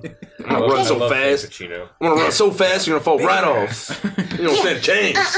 I'm gonna hold my arms around your neck so tight you can't Well, get rid of me even if you try. Your arm's gonna rip straight out of the sockets. Okay, I'm well gonna have then your you're gonna arms. be running around with just my arms, but I'm still on you because it's still my arms.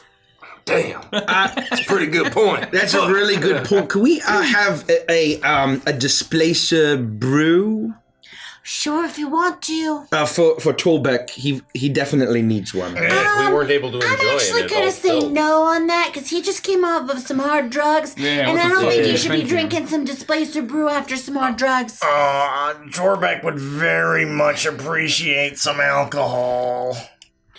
Or Displacer Brew's just distilled Displacer Beast pissed. But sure. I can't tell if it's in my mouth or if it's not in my mouth. Smells like Torbeck. And she goes and gets the Displacer Brew.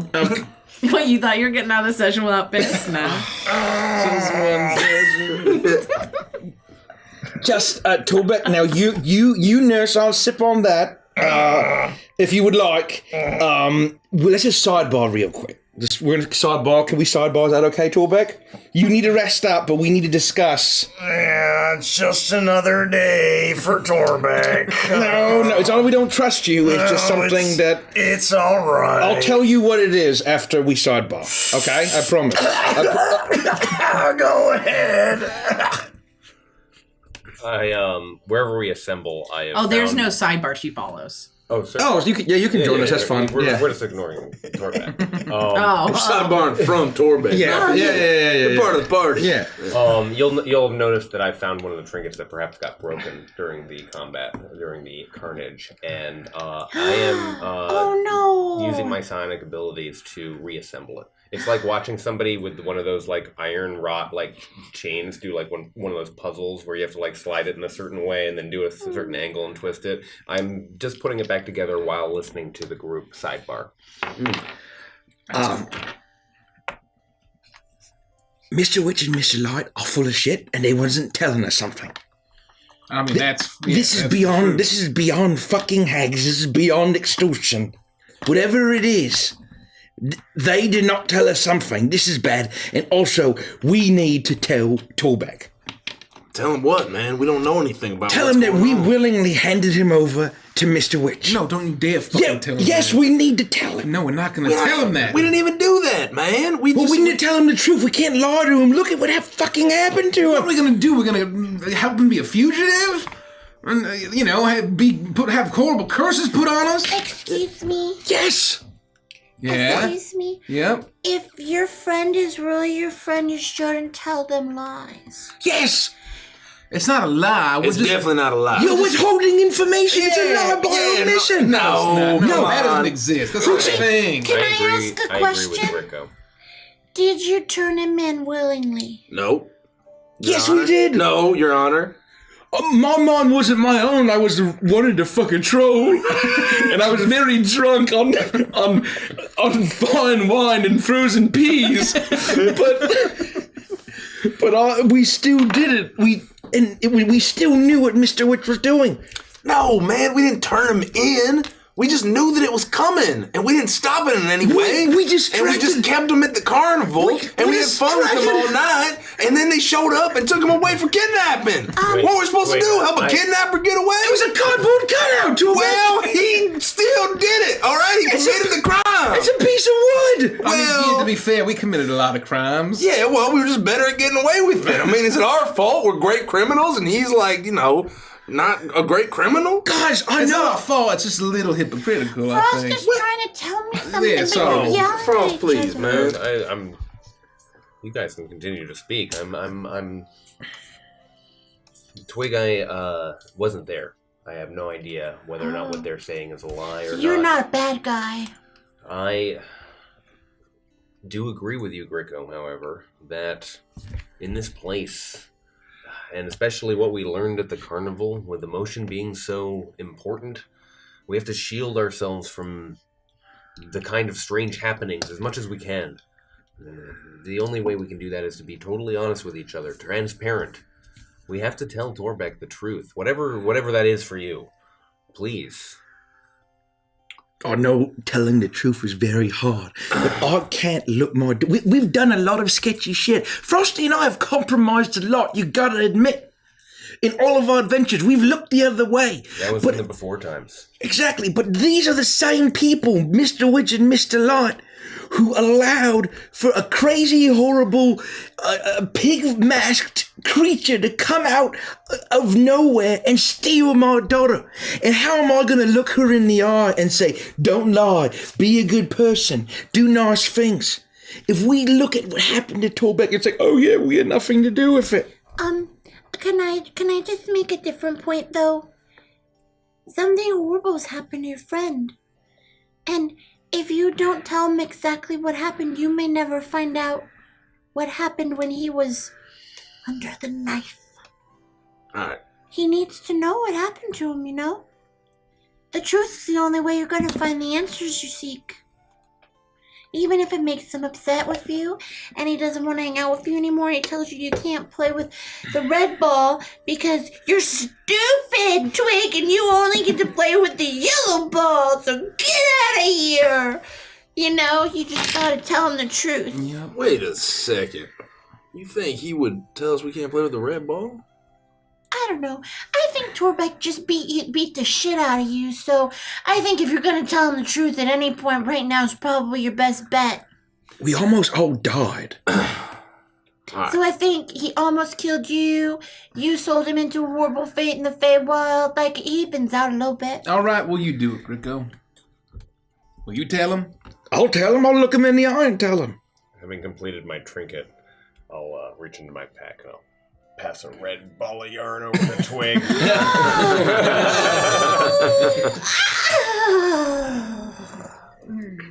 Here's the thing, man. Listen, if you want to tell him, we can tell him. There's one thing I can tell from looking at him. He was captive, man. And he's got to come with us. We can't just leave him out there. That's leave him what I'm alone. saying. Somebody's gonna come find him. I'm just worried. You tell him something that upsets him, he's not gonna want to be with us, man. And I don't want to leave him out there. He's got gold hooked up to him, right? He's got a value. Somebody's gonna come looking for him. He's not a cheap investment. Oh, that's why that we can, after this, we're never having a sidebar without Torbeck again. This is the last, and if there's any kind of secrets like that between us, then how can we be old friends? How can we even deal with any of these hags? Much less that fucking barn owl. I thought, oh, it's nice and owl. Oh, that was strange, ominous timing. No, you're right. You're right. We do have some, even if it's just a little, some responsibility in this. And, we might cut our throats in our sleep. But as far as we can tell now, he won't. The only thing that we need to just be aware of is he doesn't do that again and try to kill. I don't know how we can do that. He's not going to do that, man. You sure? After what he's been through, he's going to look for anywhere that feels safe, man. He's going to look for any comfort. Okay. If you want to tell him, I think he sticks with us, man. That's what I'm suggesting. He should stick with us. It's the only logical move. There is no way to know, however, if he will lose his mind. Torbeck wouldn't kill us or slit our throats in the night. The creature that we fought was no Torbeck. It was a boogeyman. So are we gonna tell him now? Yeah, well, he's going to tell him. Okay. Torbeck, you can listen again. Oh, hey guys, this displacer brew is growing on Torbeck. Torbeck, hey, that's good to hear, Torbeck. Yeah, we'll find. Just go easy with that. Go easy with that. All right. I feel like normally I would say, oh, you haven't had probably a drink in a while, but after everything, you know what? You can have a treat. So, first of all, we are here to tell you something. Okay. I am glad that we were able to solve that problem without anyone dying. Torbeck is to Killed Frosty, so. No, he just knocked him out. That's fine. Torbeck, You've done that to me plenty of times. Torbeck is really sorry, Frost. Thank you, Torbeck. I'm feeling 100% now, thanks to the bananas. Yeah, thank you. It's the green bananas. They're the chunky ones. I mean, that's your favorite, the chunky bananas. Anyway. Is that a Donkey Kong 64? Oh, it is. Oh, it is. You know I'm going to make multiple Donkey Kong 64 references in this campaign. How am I going to get all these bananas in such a short fucking time? Oh, just wait till you have to wrangle the beavers. Oh my god, this fucking horseshit. This minecart doesn't jump far enough. So, Torbeck, we have something to tell you. You should not apologize for what happened. we did some discussion, and we understand that you weren't in your right mind, especially apparently since Witchlight is some fancy schmancy cuckoo bananas drug, what the rich fey folk use. And that, how much was pumped into you seems like it's not, like no one could afford that. And so you've been, as Crummy said, you've had a rough go of it, but we are apologizing, all of us. Well, not Frosty. Everyone who is a member of Guys... Do you remember Guys Night? Oh, I thought about Guys Night every day I was stuck. Oh, yeah. Well... it was my only happy memory. It was a good time, wasn't it? We had a real nice time. The best. It's pretty fun. Yeah. Got him through. Yeah. Got him through. I became the snail, Chad. I won on snail number 2. And snail number 2 might be coming to say hello soon, I think. Torbeck wonders if snail number 2 is still alive after all these years. Yeah. So, well, that's the first point. For us, it's been a day. We've only experienced it, so we're very sorry that the time continuum has separated us as long as we have. We would have been here sooner if we knew. It's all right. Second of all, we bear responsibility for everything that's happened. Small responsibility. What? Just let it. So, as we were enjoying Guys Night, we just were gonna go party. And we were just going to hang out anyway, but then Mr. Witch comes in, and he's very threatening and very scary to like. And he said that you were under suspicion of stealing clementines. How can you steal a person? She's real. That's not stealing. Kidnapping clementines. She's Torbeck's wife. Girlfriend, whatever. Regardless, you know what? I'm not going to litigate it. You know, that's not me.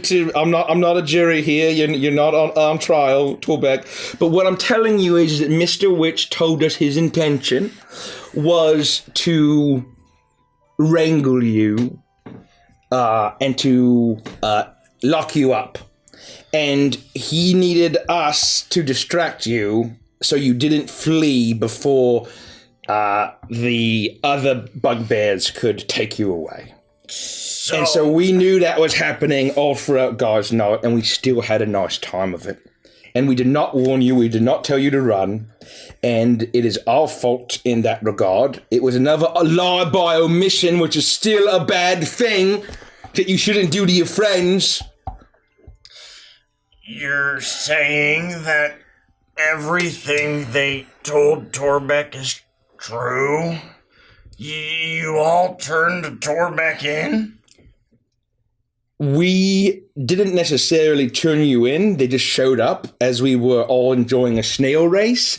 But we knew what they were trying to do, and we are very sorry. We did not know the extent of what was going to happen. We thought that they was going to take you and, keep you in, the timeout place of the Witchlight hand, and give you still some soggy tuna sandwiches. But we're very sorry. No. Let me correct Greco. We knew. At least I knew. I knew these were some powerful fellas. Why didn't you say anything? And I knew that the fate awaiting you wasn't a slap on the wrist and not in the drunk tank. I didn't know what was going to happen, but if we're laying it all out there, I think I should say that I knew it wasn't going to be good.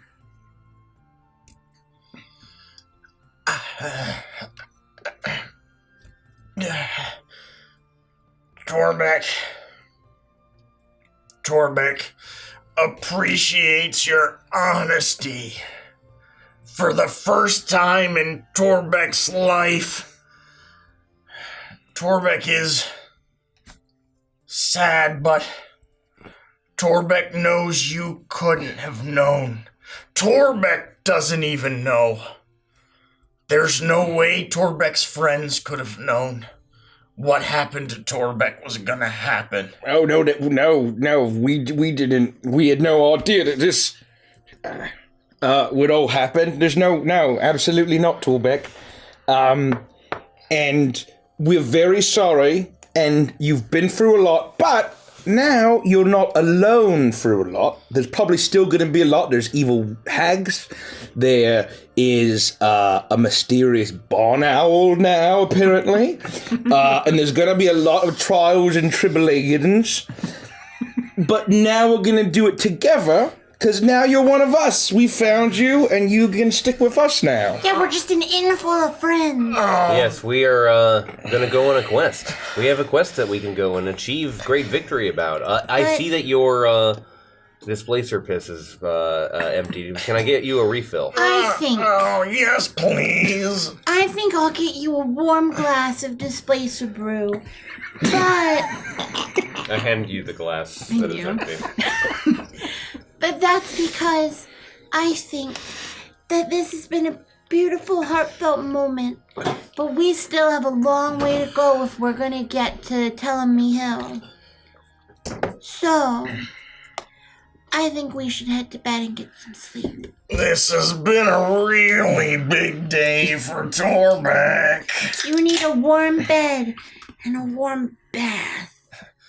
Oh, that sounds nice. It won't be. Are you sure you don't have any alcohol? Torbeck can hear the voices coming back.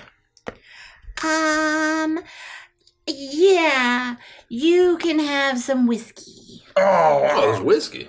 Torbeck thinks that sounds lovely. I wouldn't hate a nightcap. It's amazing. It is the sweat that is pulled or milked from the whiskers of a cattleblepus. Well. I mean, Ain't that just some shit? I've consumed some pretty nasty things, but that's below even me. Oh, that sounds like a delicacy. I knew you'd like it. I'll make it warm too. And we're gonna take our warm nightcaps in a nice pillow fort and blanket fort. I'm gonna get right to work, lads. Let's all go get bathed and go to sleep. One at a time, and also don't listen to the bathtub. Or the toilet, man. The bathtub's a piece of shit, man. Get inside me right now! Just get in. Come on, I'm nice and warm. Get naked! Get naked and get in me! I'm steaming and I'm bubbling. It's wet and warm in here. It's all wet and warm in the inside. And with that, you all make your way upstairs. The rooms that are laid out for you, it seems like this place molds to whatever it is that you desire. And you were able to have 5 individual rooms, but they all have doors that open up into a circular communal space where Gricko is able to make a pillow and blanket for it with the help of Twig. And you are all able to take your baths. You find warm, cozy pajamas that fit perfectly, and you're all able to get yourself situated for the evening. She brings warm glasses of milk for you to drink, as well as the warm glass of whiskey for Torbeck. And you are all able to meet up in that central room, and she rolls out bedrolls just in case anyone happens to fall asleep in here instead of the beds that are available for you. And you all accumulate in this space. Is there anything you want to do before you fall asleep?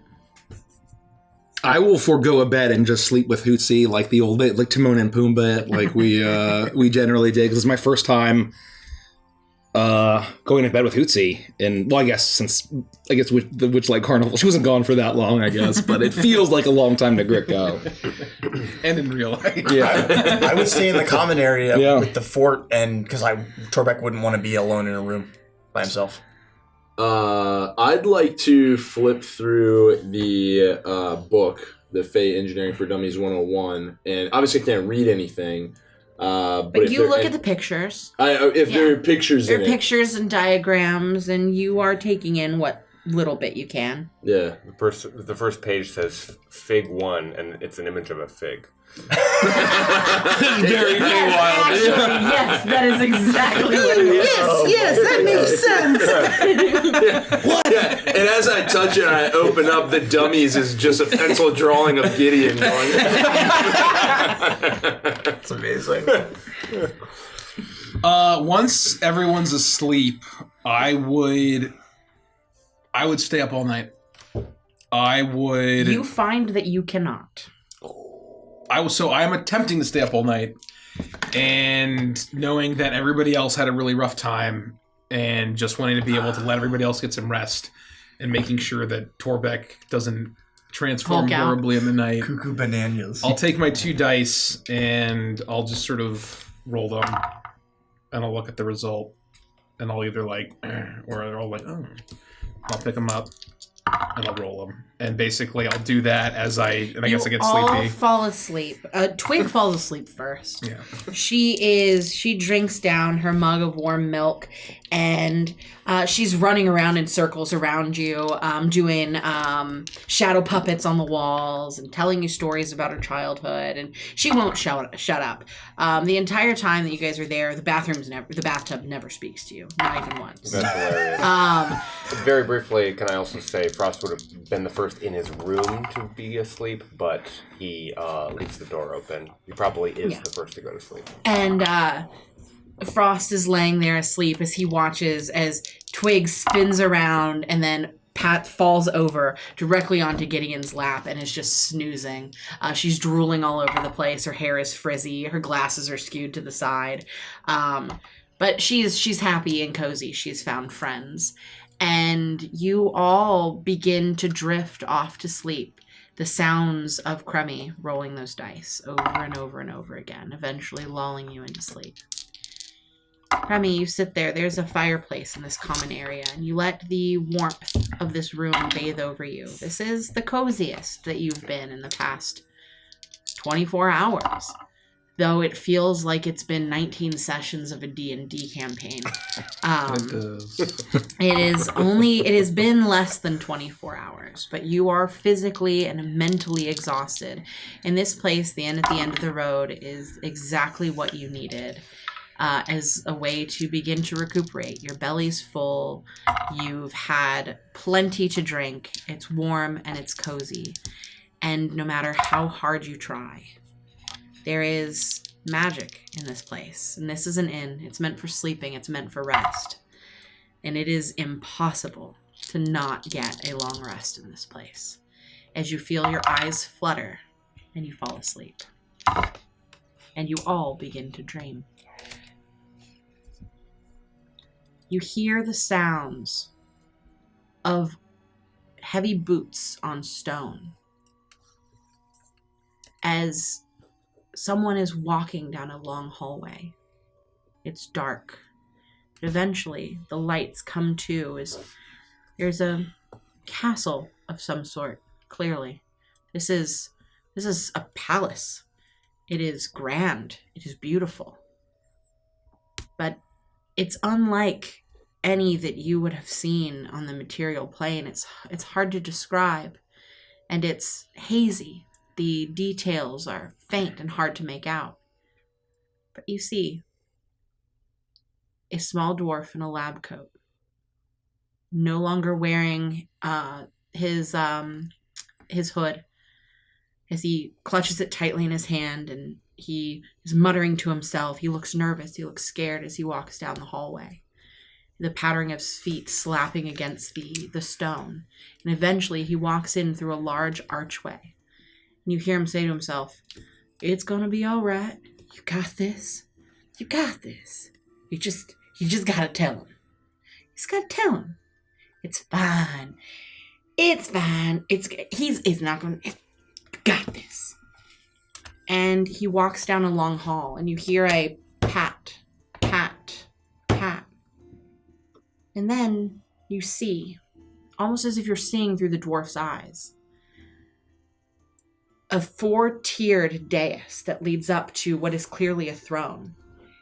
The dwarf does not raise his eye line all the way to the figure sitting on this stone, or this throne, just high enough that you can see this entity, whatever it is, long, slender legs and tight, dark blue pants. One leg thrown casually over the other as he slowly taps his long, thin fingers on the soles of his boot, almost impatient. And you hear, "Yes, what is it? What could you possibly be bothering me in the middle of the night for?" "Yeah, I'm sorry, Your Highness. I hate to say it, but the bugbear somehow escaped. He was there last night, and he is now gone. And before you say anything, we did send out some wisps to see if we could find him. He's in hither, and I believe that he may have met up with some friends. They're at the inn. You know the one at the end of the road." The tapping on the boot stops, and you see for just a second as the fist clenches. And then it relaxes.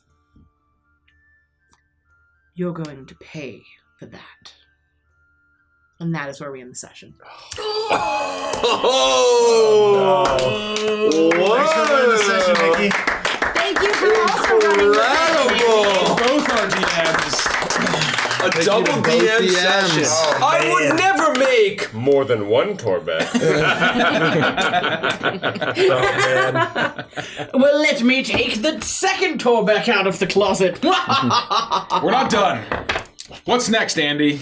God, that feels What's good to next say. is Adventures and Chill. After every stream session of fuck D&D you, that Derek. we do, go fuck yourself, Derek. After every stream session of D&D that we do an extra special after segment where we talk about our favorite moments, we theorize, which I think we're going to do a lot of, and most importantly, we answer all of your questions and comments. So We don't will go try anywhere. and keep it succinct because this obviously Yeah. went way later than usual. Oh, so worth because we it. did add Andy, we did also start late, and we did have combat. So If you can't join us for Adventures and Chill, make sure you join our Discord. Check out all our socials and all that good stuff, and come hang out with us between sessions. What's coming up on Friday, Derek? That's right. You know, there's this little campaign we're running called Icebound, and it's starting to get pretty wild. Feywild. It's a survival campaign. If you haven't caught up on it or don't know about it, you probably can just jump in and enjoy the insanity, is what I will say. Start at the beginning, though, and it's been this wonderful long adventure of grim brutality and fear and all kinds of hidden monsters and Some might apparently even say- mysteries.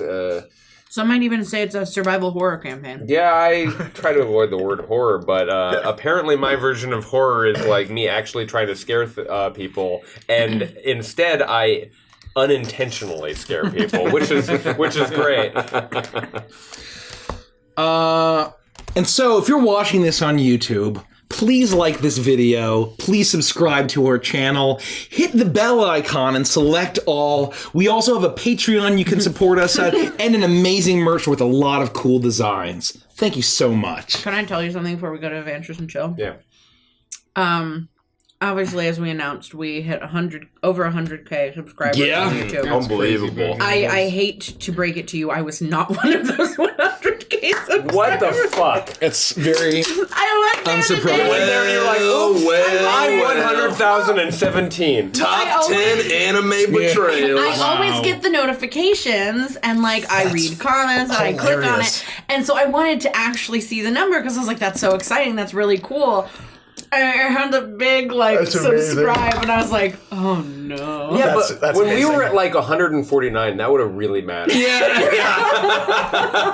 5 years. If it's any consolation, I'm subbed on 2 emails, so I made up for I'm subbed on several my as well. personal email and my Adventures email are both subbed, so What the fuck, Angela? I'm sorry. This is why you're Angela. that's funny though. Don't go anywhere. But We're gonna anyway, cut I over. subbed today, so be like me and sub to it. We're not cutting over. The stream have to stop saying continues. that. We're just You're gonna not say cutting that we're gonna But for the stop. people watching on YouTube, they need to know that the video's Oh, about to for end. YouTube. I love And the then they're like, bickering we oh. have before every Adventures and Chill. What's Yeah. Adventures I and didn't Chill? realize this was for Yeah. YouTube. And then they read the description. They're like, oh, this is how I get access? No. Oh, let me go do these things. I thought we were still doing like because subs only. YouTube, we love you. Tube, Good. That was pretty good. thank you. Rich didn't like it as much. If you're not going to stick around, have a good night. We'll see you on Friday, 7:30. Oh! Or I have one last joke. As Gricko entered the inn, he saw, when everyone's saying, man, I didn't know that Kenku lived that long, Gricko would have said, looks like there's more to kettle steam than meets the magpie. Because ravens and magpies are in the same family. We're going to cut that. Come on,